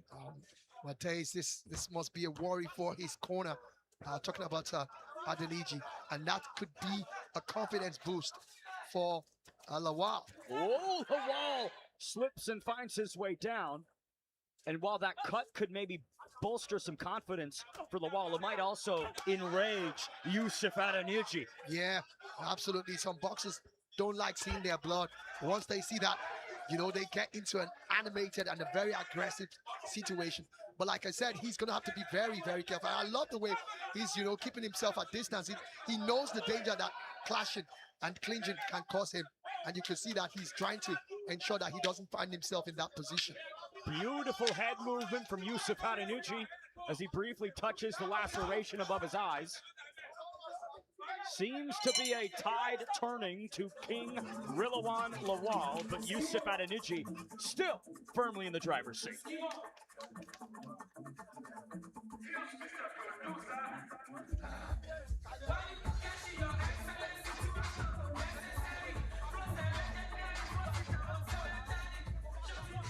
Couple replays of the action ahead. Clinch fighting has been the name of the game here tonight. And that's the headbutt situation that we saw earlier. You could see Lawal, he himself also had a problem as well because he launched his head forward. He was lucky that Constance Chinagoro didn't see that effort. She's a no-nonsense referee, and I'm pretty sure should have given him a straight warning. And if he continues with that, we all know what's going to happen. She's never afraid to deduct points from boxers. I'll say this, I don't condone breaking the rules, but if you are losing, you might try and bend them a little bit, right? They're flexible. The rules can be flexible like a gymnast, and Rilwan Lawal trying to backflip his way to a comeback here in Lagos. Just ensure that the refs don't Doesn't get see to it, spot yeah. that. Adonichi commanding the center immediately here in the fourth. Adonichi needs to watch it. He cannot afford for them to get engrossed in any kind of, smothering and everything, because he's the one who's going to come off rough. But I love the way that he also needs to be careful as well. While trying to shove away Lawal, who's looking to launch forward and get a hold of him, he needs to not do it in a very, very illegal way. Yusuf Adonichi, quite dismissive of King Lawal in the build-up, said that this is not going to be a problem for me. I have faced better people than him. Certainly true on paper, but Lawal as game as they come through the 4 rounds we've had. Yeah, I think that's a bit of a very condescending statement, because Lawal will look at you and say, I've been champion in different categories, different unions, different platforms. For you to say you face better people than me, then you must have been facing world champions or continental champions. But then, of course, we know it's all about trash talking. You want to get your opponent. Oh, nice job there. But he needs to follow up that jab because Lawal was trying to, sensationalize, be a bit stylish and he gets Scott again. The hands down for Lawal starting to cost him as Adeniji finds a home with the precise power punches. Adeniji needs to step up if he wants to end this very early because I still think it's a very dangerous bout.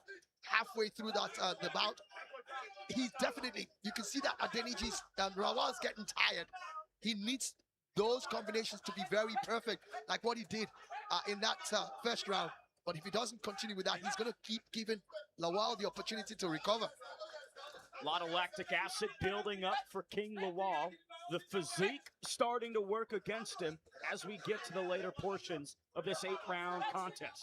As it is for boxers who are very muscular, we could see it with Lawal as well. You can be a load of mass, but at the same time, do not have durability. We've seen it with a lot of, very heavily built boxers. And with the frame of, big left from Adeniji! King Lawal firing back, but the legs might not be totally beneath him. I think that if Adeniji can step it up, but I'm not too sure with less than 30 seconds left in this round, he's going to be able to do it because Lawal, his corner will tell him, just stay in there, just to ride the waves. But of course, it might be a bit too late. But I love the fact that Adeniji is not throwing caution to the wind as well. He's not trying to look for that knockout desperately as well, but he's connecting some powerful combinations right there. Final moments of the 4th round, we get to the midway point of this 8-round featherweight clash between Yusuf Adeniji and Rilwan Lawal.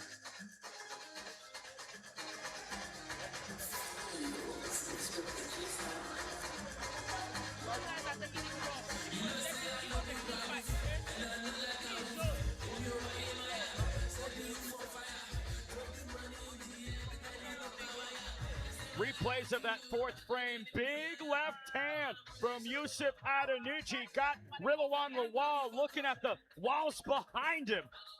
Absolutely, and you can see that. And that could have been a killer one there. Setting it up, but love the fact that Lawal recognized danger coming in and immediately danced his way. He had to weave himself out of it. Now, this is where things become interesting because when you look at the experience of Rilwan Lawal, he has gone to the deep waters so many times before, more so than Yusuf Adeniji. Absolutely, and this is where the corner, the technical quality of the corner would come to play. We all talked about the fact that Rilwan Lawal is a very heavily built boxer. We also talked about the fact that you can be prone to exhaustion when the fights go, further. This is where you expect Adeniji's corner to tell him, just bide your time. You're going to have the opportunity when the reflexes and the alertness of Lawal will drop. But will he be able to take advantage of it? He's got the experience. He's been out of the country. He's fought against, as he also confirmed as well, better boxers than Lawal. He needs to now prove it right now in Chaos in the Ring. 5th round between Adeniji and Lawal in our super featherweight clash here at Chaos in the Ring. Big life development for Rilwan Lawal. His wife just gave birth last week, so he is fighting with the power and the motivation of having a newborn child. Yeah, it's the excitement of a father who doesn't want his kid, the new child, to meet him on a disappointing note. He just came into the world a week ago, and he wouldn't want to give him a defeat in his... You can't disappoint the kid in a week of its existence. Absolutely not. 40 seconds gone by in the 5th. Adeniji comfortable in the center. I like the bounce of Lawal. He's had some creativity on the outside and good pivots, but Adeniji just cannot miss with those long blows. Yeah, but to be honest, just like you spotted, the bounce, the head movement that Adeniji has brought into, Lawal has brought into it, is now making it a bit more difficult for Adeniji's punches to connect perfect. You see that head movement, he's even taunting him. And what Adeniji needs to just do is not get sucked in to all the antics and everything that Lawal is bringing into it. And that's also as a result of his experience as well. You can see him dipping his head forward, telling him, it's here, can you get it? Lawal starting to feel himself. He's trotting forward onto Adeniji. And then that could be dangerous as well because you struck forward. You see him dropping his hands. That may not necessarily be the best way for you to come against a very, very good boxer like Adeniji. Minute 20 on the clock here in the fifth. Good catch on the jab from Lawal. Big overhand attempt. He is swinging those punches all the way from Johannesburg. Josie to Lagos, like one of the artists, you know, did an AKA of blessed memory. He's going to have to buy that punch a first-class ticket on Air Peace to make sure it arrives all the way in Lagos. Oh my days! I don't know where Ben is coming with all this from. Yeah, they need to send him the check. I'm telling you.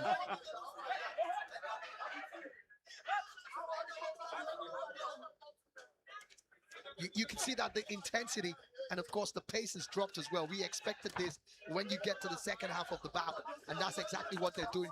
But it favors Adeniji with the way things are going because you see all those punches not really being able to connect, and that's because of the fact that Lawal has improved his head movement, made it more difficult. But you could trust that Adeniji will set it up one way or the other. I also expected Adeniji to go back to what he did earlier, stick out that left hand, try and use it to distract your opponent. But he's not doing that, and he's not throwing a lot of jabs like he did at the first 2 rounds of his bout. Lawal growing into this as Yusuf Adeniji seems to be plateauing. 6th round up next here in Nigeria.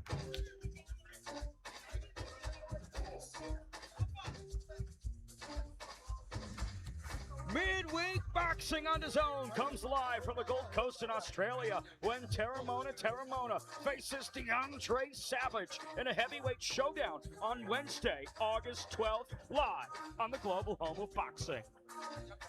Boy, do I love a good heavyweight showdown. Absolutely. You know the power is going to be there. We're looking forward to that. Usually, you get a lot of knockouts from the heavyweight category. And talking about knockouts, Yusuf Adeniji searching for his 11th stoppage here tonight, but it's not coming easy.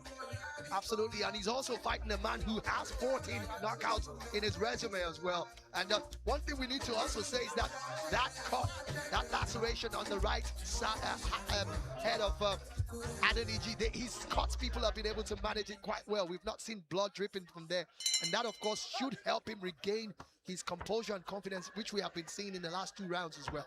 6th round underway. Rilwan Lawal instantly hopping into the pocket against Yusuf Adeniji. He's found a lot of joy there, and that's exactly what his corner will be telling him to do. Keep going into that pocket. Keep making it difficult for his long reach to catch you. And that's going to fatigue the arms of Yusuf Adeniji as well.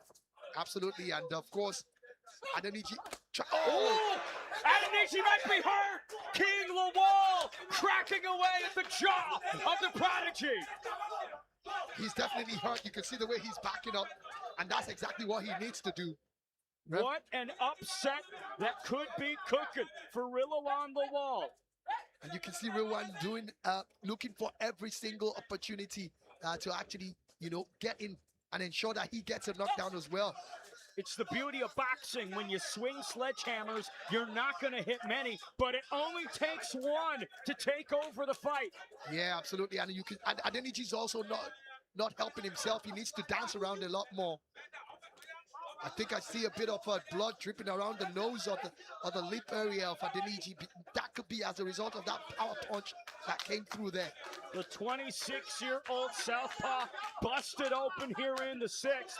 The regional king, Rilwan Lawal, showing exactly why he should never be dismissed. Absolutely. I said it earlier, and I even thought that the longer the fight went, it was going to be advantage for Adeniji, but Lawal is showing, like you said as well, you can't have the bags of experience that Lawal has and not be able to, manage situations. And he has managed himself very well, has made himself a difficult target right now, and he's actually looking to bring his power to play. Good uppercut there once again.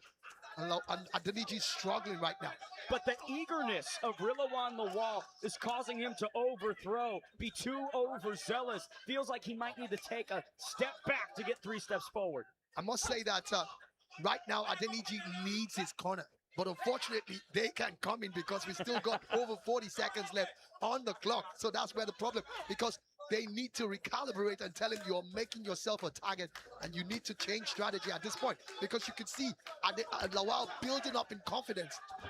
Whoa, that's a bit unfair, because I think that he literally bundled his opponent over, talking about Adeniji. But like you said, sometimes you need to bend the rules. Adeniji taking a page out of Lawal's book. 20 to go. Can Rilawan Lawal continue to push the 26-year-old to the limit? Big swing and a miss from the real showboy. But what a round this has been for Rilawan Lawal. Absolutely. I think you would agree with me that you can see Lawal, he's getting more and more confident, you know, telling the fans that this is what you paid for, and I'm definitely giving him a fight. Chinagoram has got our hands full, but we know how to be a very tough referee. Replays from this one. Here is the monumental blow from Rilawan Lawal. It was a right hand that snuck underneath the guard. Beautiful cracking shot from the real showboy. Yeah, and he followed up with another fantastic crack with a right. But unfortunately, this young man, that's what it's all about, going outside to get the experience. Of course, he lost out in the Grand Prix, but eventually those experiences will come to count for him on a night like this. And that is where the demons of your past can start to manifest inside the ring. When you get cracked, when you get buckled, does your brain go back to that night in August of 2025? Or can you push that into ancient history and forge a new present? It's a big question, and of course, only Adeniji can answer that right now.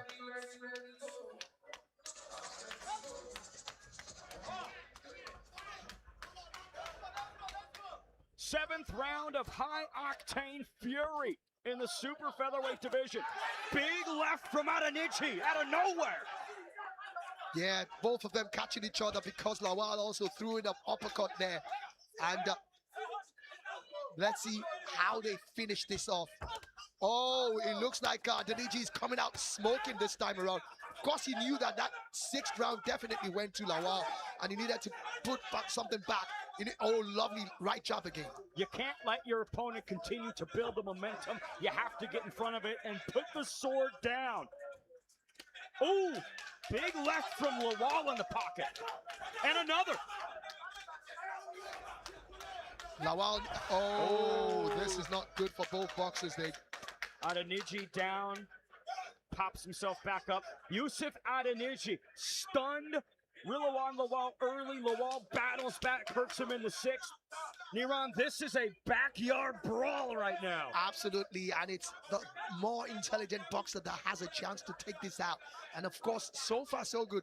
It's obvious that if this brawl continues, it is Lawal who's going to come up tops. So Adeniji needs to start, getting on his bikes and start, dancing around the ring, sticking in every now and then to put in some combinations. If he wants to stand toe-to-toe with Adeniji, with Lawal, it's obvious that Lawal has the energy in the tank to actually take that brawl with him.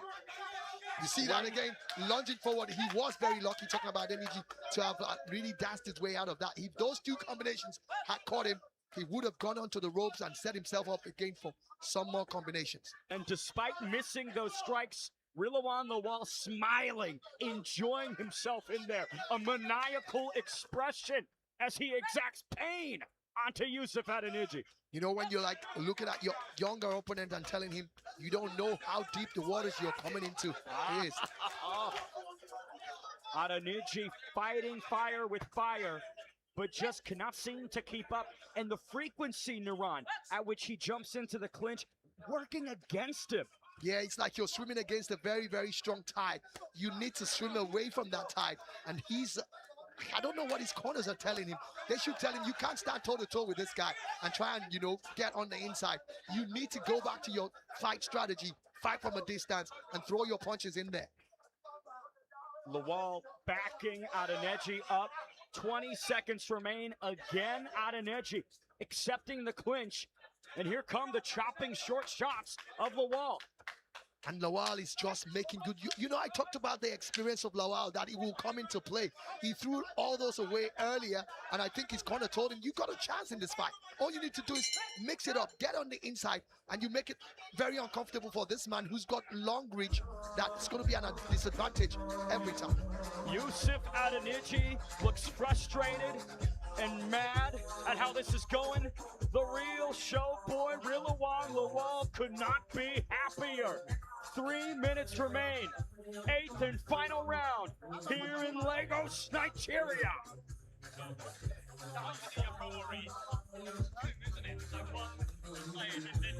But this is where the champions are forged, where the excellent fighters emerge. Can you dig in this last 3 minutes? Can you rise above, or will you crumble into dust? That's what both of them have to do, unfortunately. The way the fight is set up right now, it's delicately poised. We cannot exactly say it's swinging in a particular direction because it's been back and forth, and it's going to be the same with the judges as well. Nobody's sure of the outcome so far, and it could be down to this final 3 minutes of this bout to determine who takes this victory home. Final round of our super featherweight contest between the young prodigy, Yusuf Adeniji, and the real show boy, Rilwan Lawal, who comes out like a bat out of the hell. And then, of course, you can see that confidence keep growing as well. Lovely right jab there coming from Lawal, who really feels that he's definitely on the ascendancy and wants to make it, wants to finish it strong. We've talked about his regional belts here, the former African Boxing Union Featherweight champion, the times he's contested for titles. Taking out a guy like Adeniji puts him right back where he wants to be. Yeah, with the way things are going, if there's no knockdown on the side of Lawal, he needs to be watchful, talking about Adeniji, not set himself up. Lawal is looking for a knockout because if he gets a knockdown, it probably puts him at a very good advantage. It could be a split, or maybe a split, but that's exactly how he needs to frustrate him, yeah. But you can see that the power and the pace and intensity is not there with Adeniji anymore. It seems like he is starting to wilt underneath the pressure and aggression of Lawal, who just couldn't be happier. Even when he's missing, he's smiling as he cracks downstairs on Adeniji. Absolutely, and of course Adeniji cannot afford to give. Look at that, he seems to be wobbled with that body punch. And you can see him grab hold of Lawal, even though Lawal himself is tucked one hand of the gloves of Adeniji under his elbow there. Yeah, catches him as well, talking about Adeniji there. The body of Adeniji might be broken. 1 minute 15 on the clock. Can the real show boy, the king, Rilwan Lawal, put him on the canvas? You can see that he's actually tired, talking about Adeniji, and he's trying to do a lot, but his punches don't carry the power that he had in the early rounds, and that's as a result of being exhausted by the constant, stepping forward and aggression coming from Lawal, which has actually paid off for him in the end. Final 50 seconds of this clash. Rilwan Lawal beckoning the 26-year-old forward.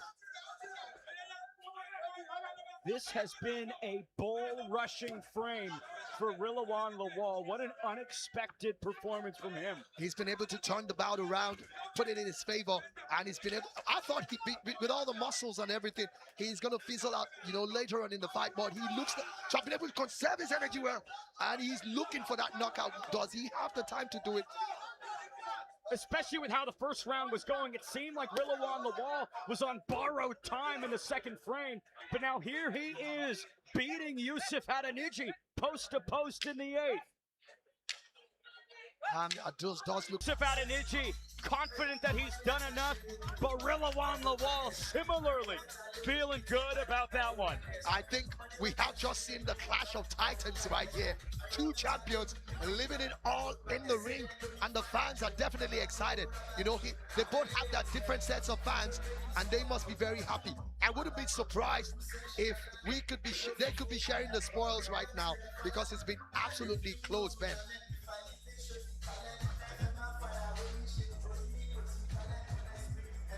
One What a fantastic fight this was. Here's another legendary battle as the final piece in the puzzle. PBC joins the zone on August 22nd, and we kick off with the Las Vegas showdown between Rolly Romero and Teofimo Lopez for the WBA World Welterweight title.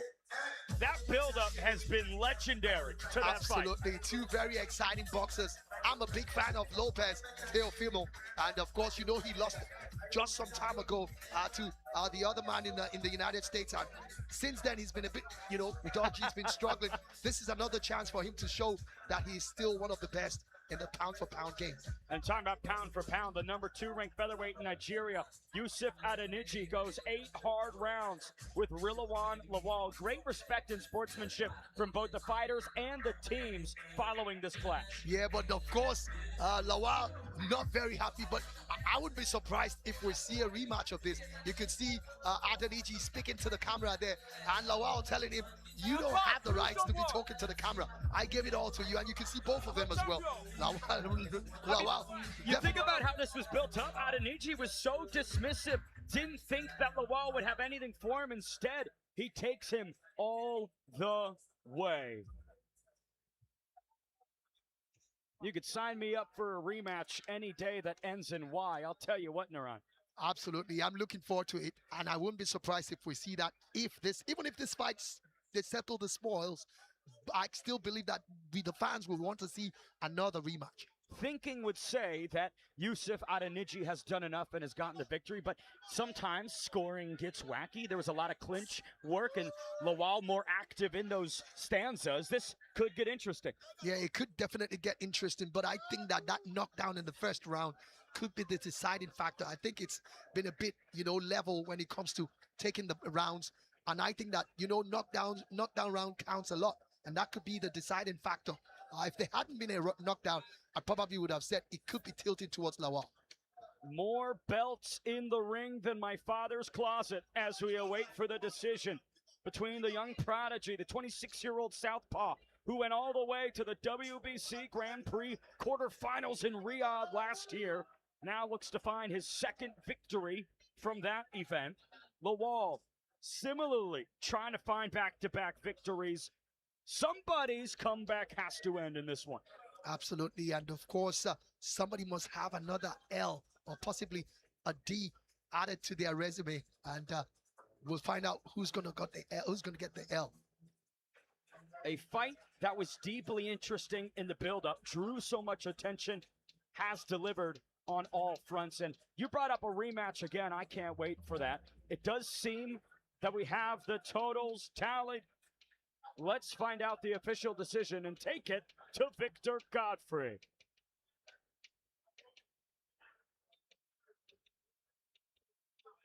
After 8 rounds of boxing, we go to the judges' scorecards.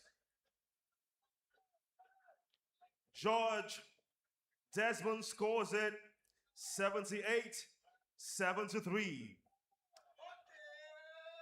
George Abimbola scores it 78-73.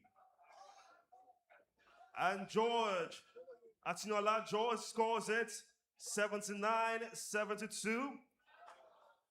Your winner by unanimous decision, Yusuf Swagoo Adeniji.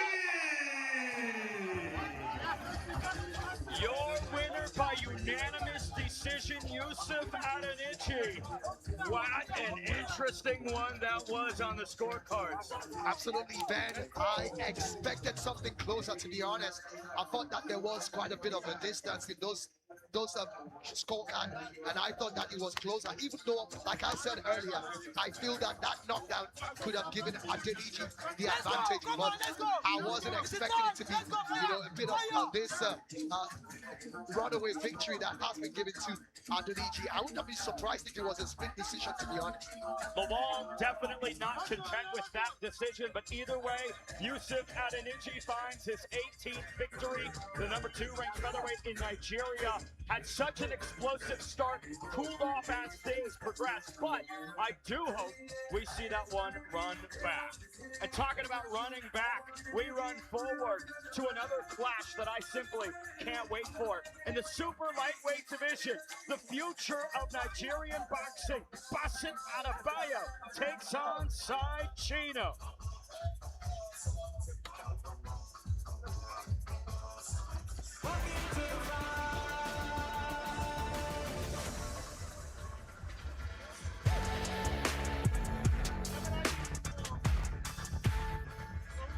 Do you look at Tio? I'm here to take over the heavyweight division. This is the future.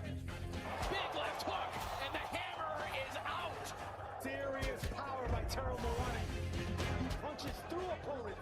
He's a real star. Oh, big shots here from Zarafa. This is a dangerous man. And that's it. That was a beatdown. It's time to get excited now. Let's go.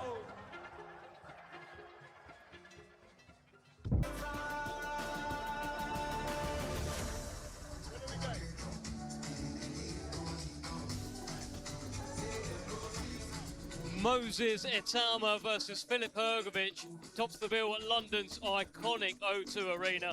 And remember, the best way to enjoy all of the action is to get our ultimate subscription. The best value in boxing with up to 12 pay-per-views annually at no extra cost.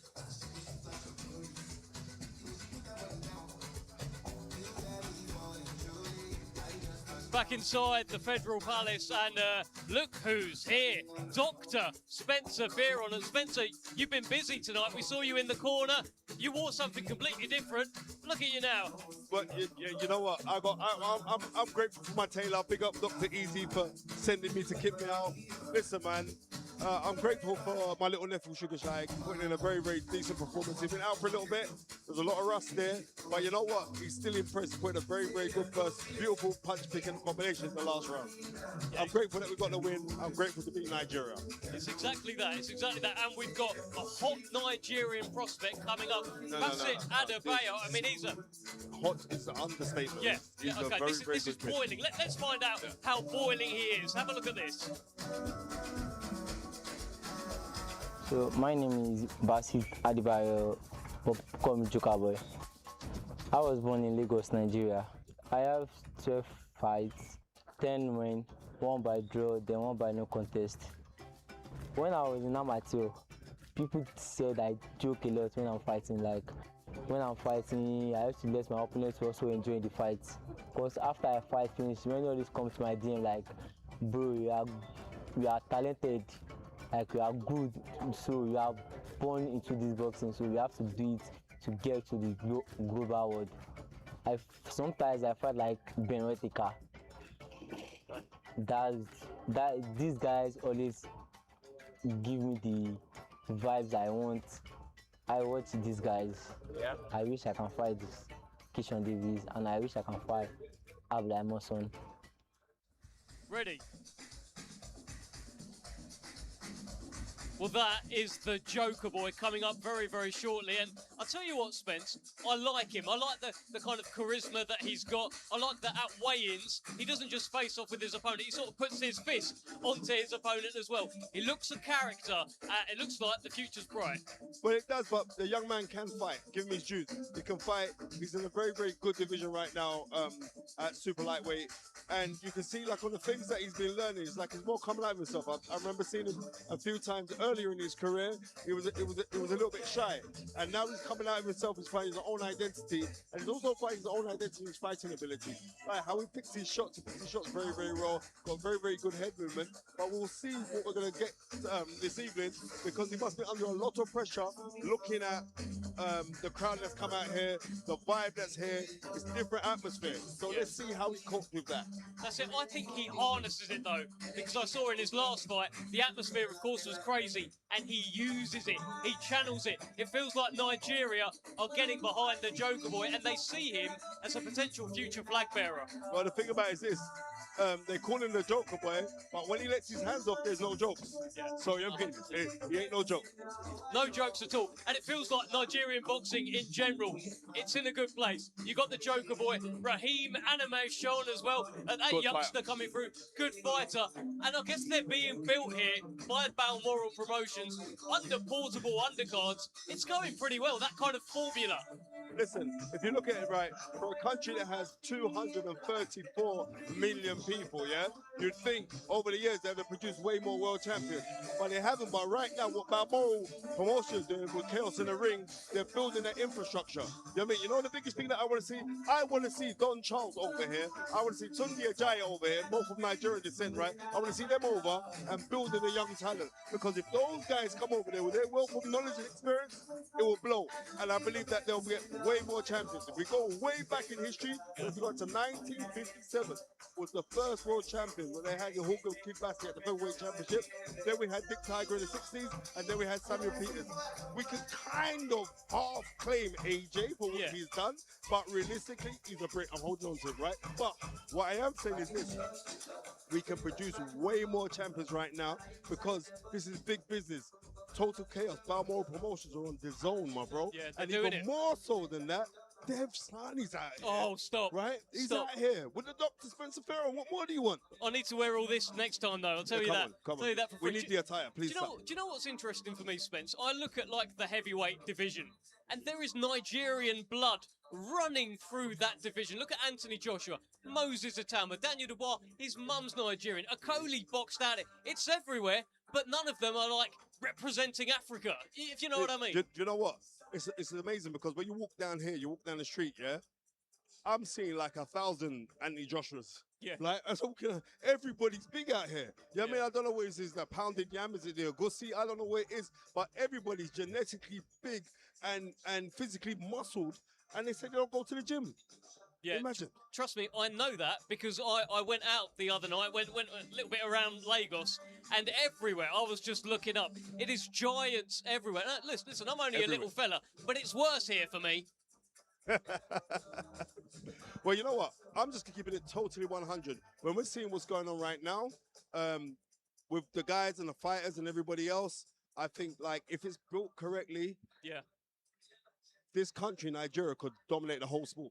And maybe our next fighter could go on to dominate the whole sport. Let's move things forward to the Joker boy, Bassett Adebayo.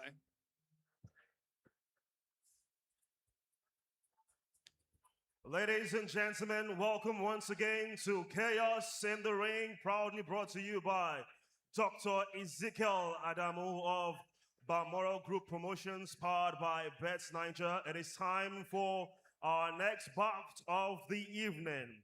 And this promises to be truly exciting. Making his way from the blue corner is Said Chino.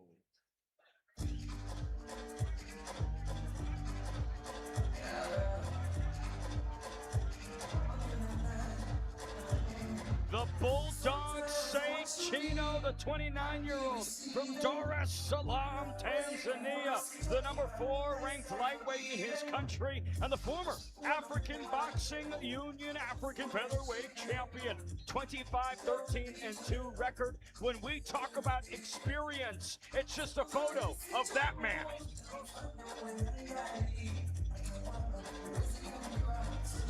Wearing the white and gold, Said Chino looking to bounce back from a loss to Justin Paldo in August of last year. We'll see if fortune favors the Bulls. Making his way from the red corner is Bassett Adebayo.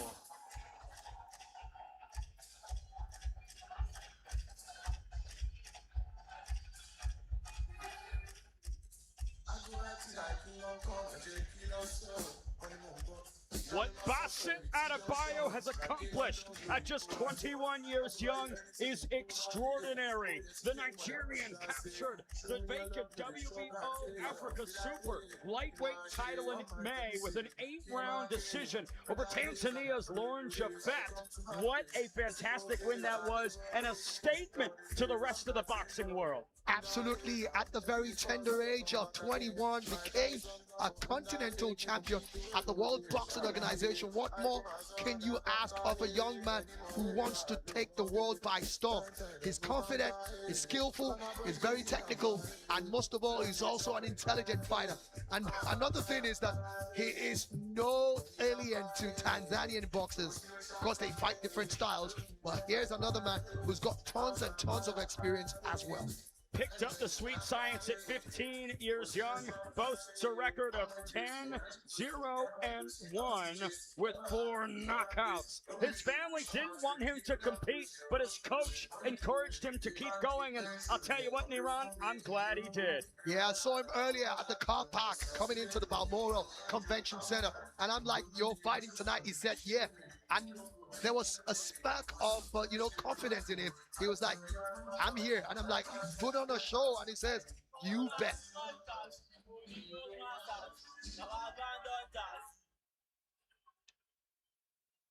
Ladies and gentlemen, this is Chaos in the Ring, proudly brought to you by Dr. Ezekiel Adamu of Balmoral Group Promotions, powered and sponsored by Bets Ninja, Amstel Motor, Fearless, GIG Logistics, Bank of Industry, Wakanow, GHM Luxury, Octera Capital, EV Autos, Nika Boxings, Media Partners, Medic Partners, Team 33 Productions, and Bravos. This bout is supervised by the Lagos State Sports Commission Director General, Mr. Lekon Fatodum, sanctioned by the Nigerian Boxing Federation Pro, Azania Omo Agege. Supervisor ringside is Laguda Babatunde. Our timekeeper is Olushola Ajala. Our glove master is Salaudeen Bashiru. And our ring doctor is Tajuddin Sule. At ringside, our judges scoring the bout will be Constance John Chinagaram, Desmond Chika, and Atanda Oluwatosin. And inside the ring, in charge of the action, once the bell goes, will be our referee, Abimbola Balogun. Introducing first, fighting out of the blue corner with white trunks and gold trim, weighing in officially at 63.1 kg. He has an expressive record of 40 fights, 25 wins, 16 by way of knockout, 7 losses, and 2 draws. Fighting out of Dar es Salaam, Tanzania, he is the former IBA Intercontinental Lightweight Champion, Said Mohammed Chino!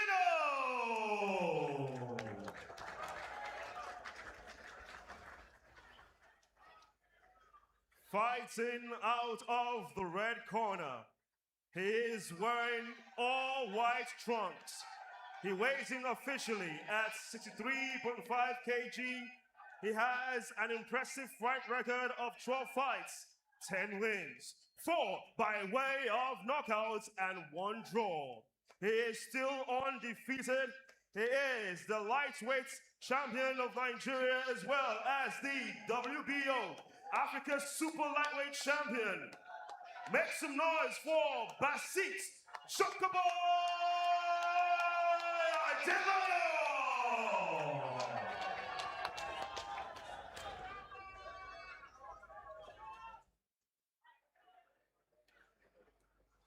Good evening, ladies and gentlemen.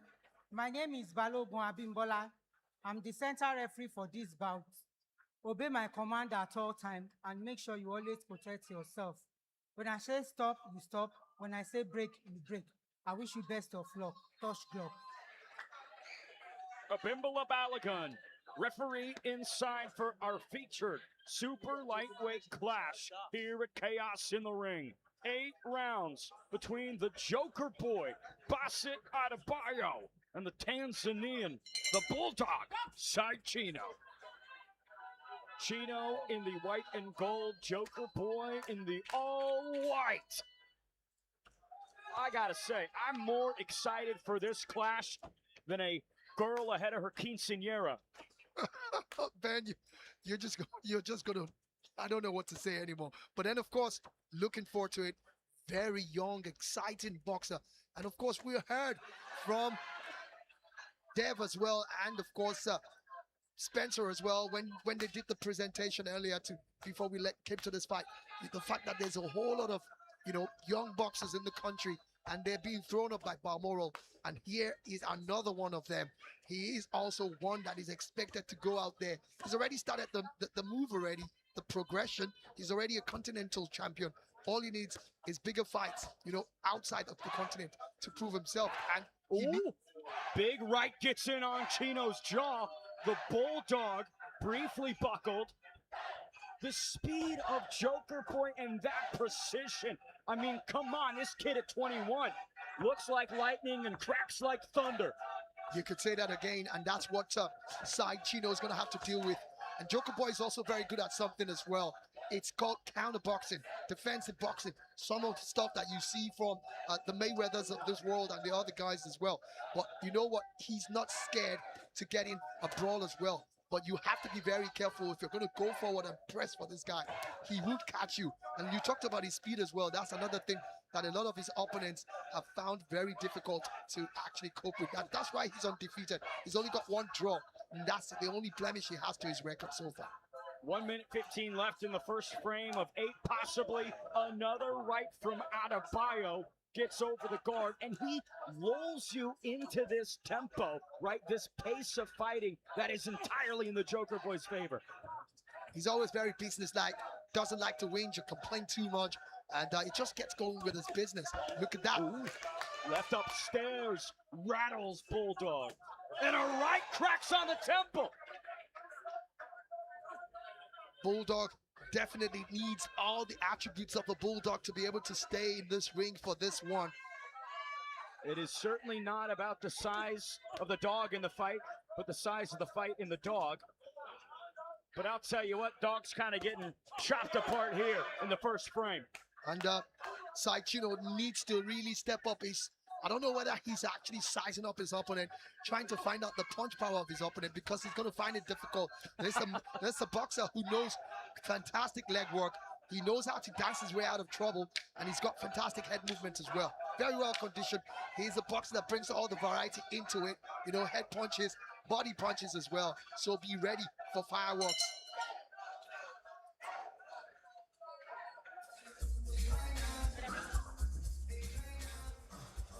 Every game needs a leader.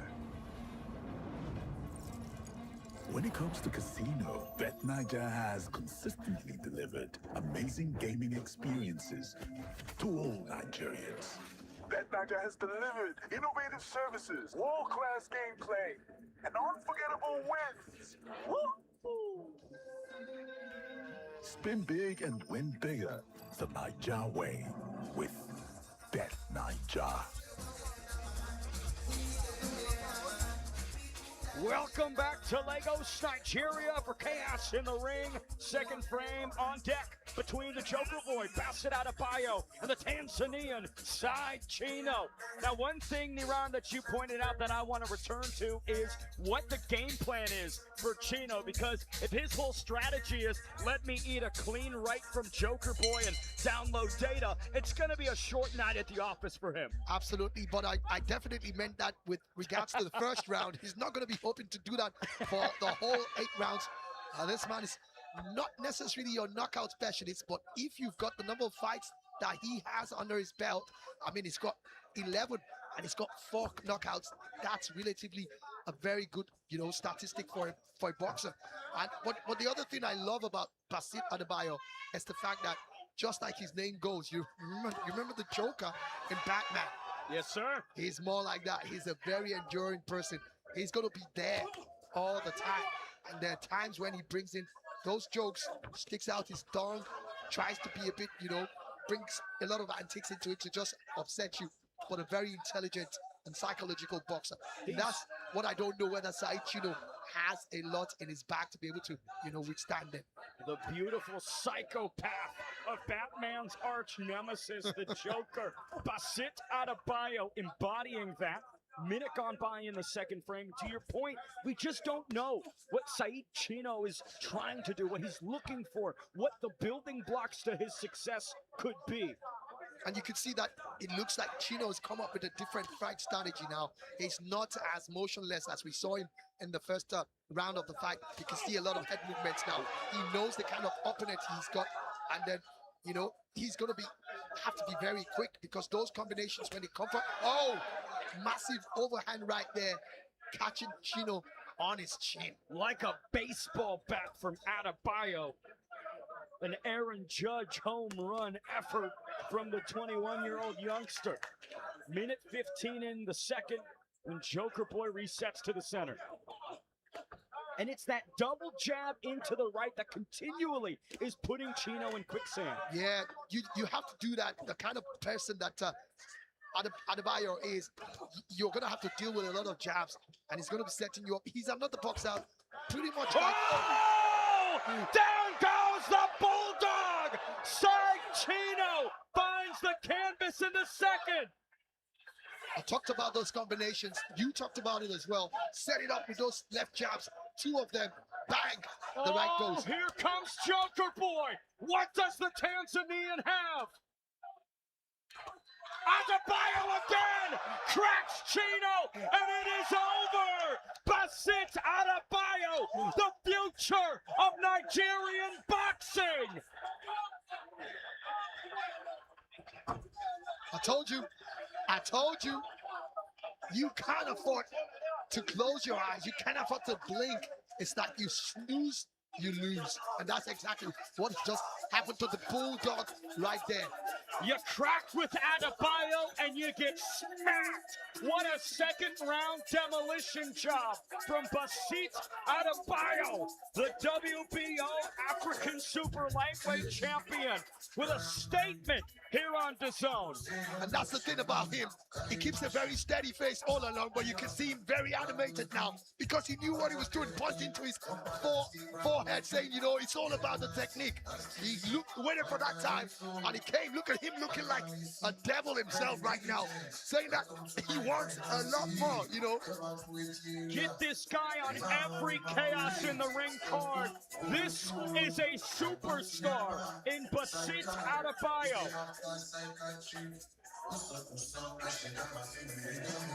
Of course, miming to that man there, Sheyi Vibes, one of the very popular, you know, Afrobeat artists in the country. And of course, you know, a lot of people love that terminology. It's a slang, overlay. It's like when you're in a party and it reaches a crescendo, everybody's trying to raise the roof. And that's exactly what he has done now. Thankfully, the Balmoral Convention Center has got a very strong foundation. That roof would have flown off by now. And I want to point this out to you, Niran. 2 electric vehicles will be given away, brand new cars. I think Basit Adebayo just locked up one of them. I absolutely agree with you on that. But then there's something coming up with Chino. He seems to be a bit disappointed and sad that that fight was stopped early. But you can't blame the referee because he couldn't even find his footing after the second knockout. He was done. He was all over the absolutely place. done. But he seemed to be very angry about it because he felt that he probably could have been able to survive it. I don't think so. You can see the look on his face, questioning his corner. How the heck did that get done?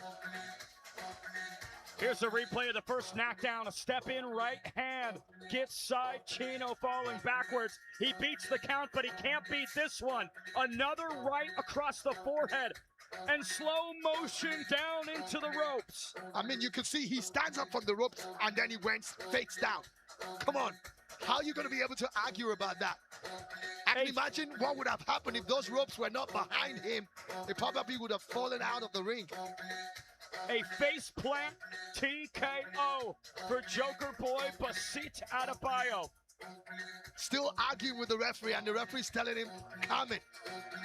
I took the best decision at that point. You might have recovered now, but at that time, you should see yourself. The first knockout we've had here at Chaos in the Ring 8 in Lagos, Nigeria, belongs to Joker Boy Basit Adebayo. To make it official, we send it inside to our master of ceremonies, Victor Godfrey.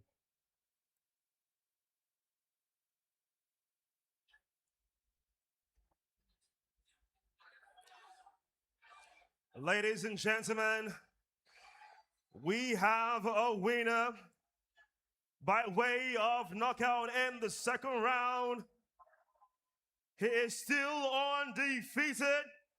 Make some noise for Basit Jokoboy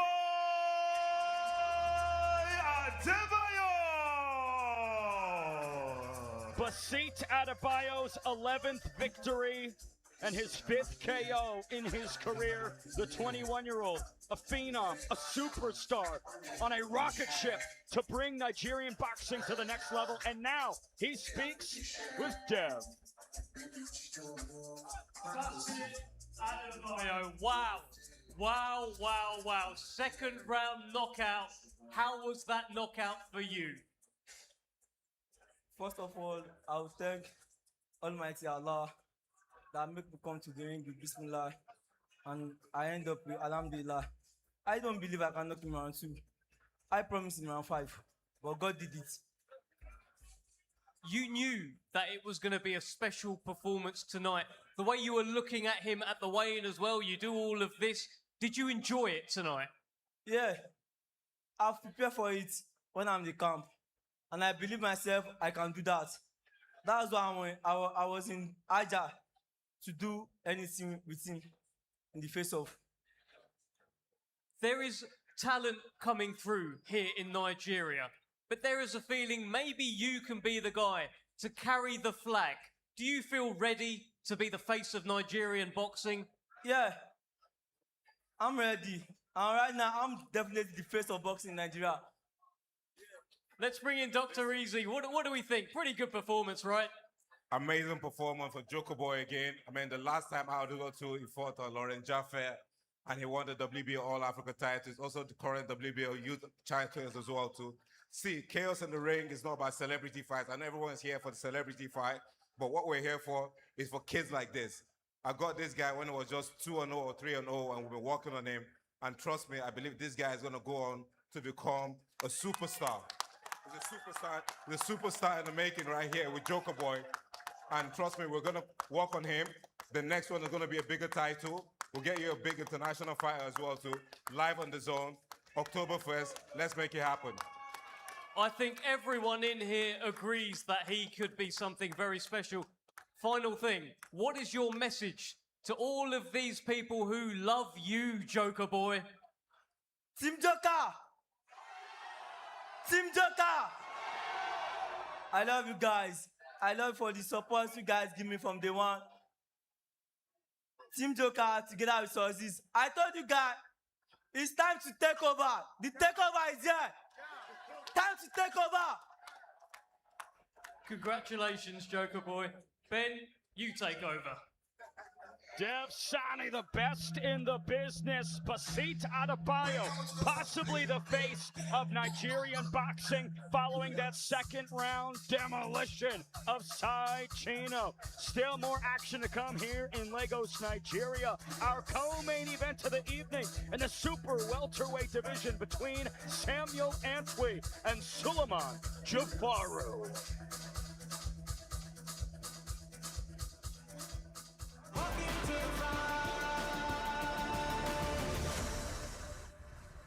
And why is this a better deal for you than aligning yourself with a top rank, aligning yourself with a Matchroom, one of the major promoters out there? For me, it's a one-on-one because I see it as a place where I own my rights to all my things, my NILs and my ownership rights for videos and everything of that nature with Takeover Promotions. I think that's kind of like having the more control of what to do, what to say, and how to maneuver certain things with my legal team. I understand that didn't exist in previous deals, that those kind of rights, having ownership of them before.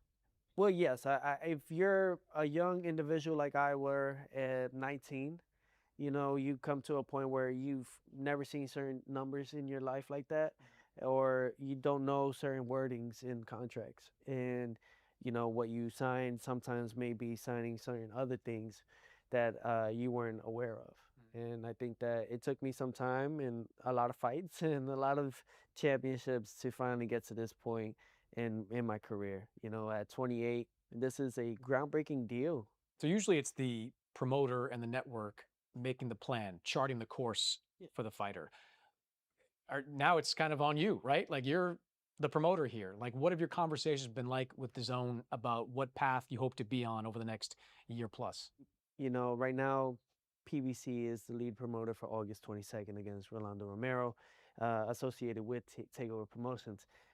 So right now it's just to get our feet wet, you know, but my goal is to become a lead promoter and to host major events like this and really hold accountability to these double headers and make great fights happen, make boxing great again, right? So I think that all comes to play within the grasp of this multi-fight deal that we have. Does it make you nervous at all, kind of operating without the safety net of a Top Rank or other promoters you've worked with? No, I think that it's actually more exciting. You know what I mean? And I think the safety net is DAZN, you know, and I think the other promoters that are under the umbrella now, you know, DAZN has their own with PBC, which I believe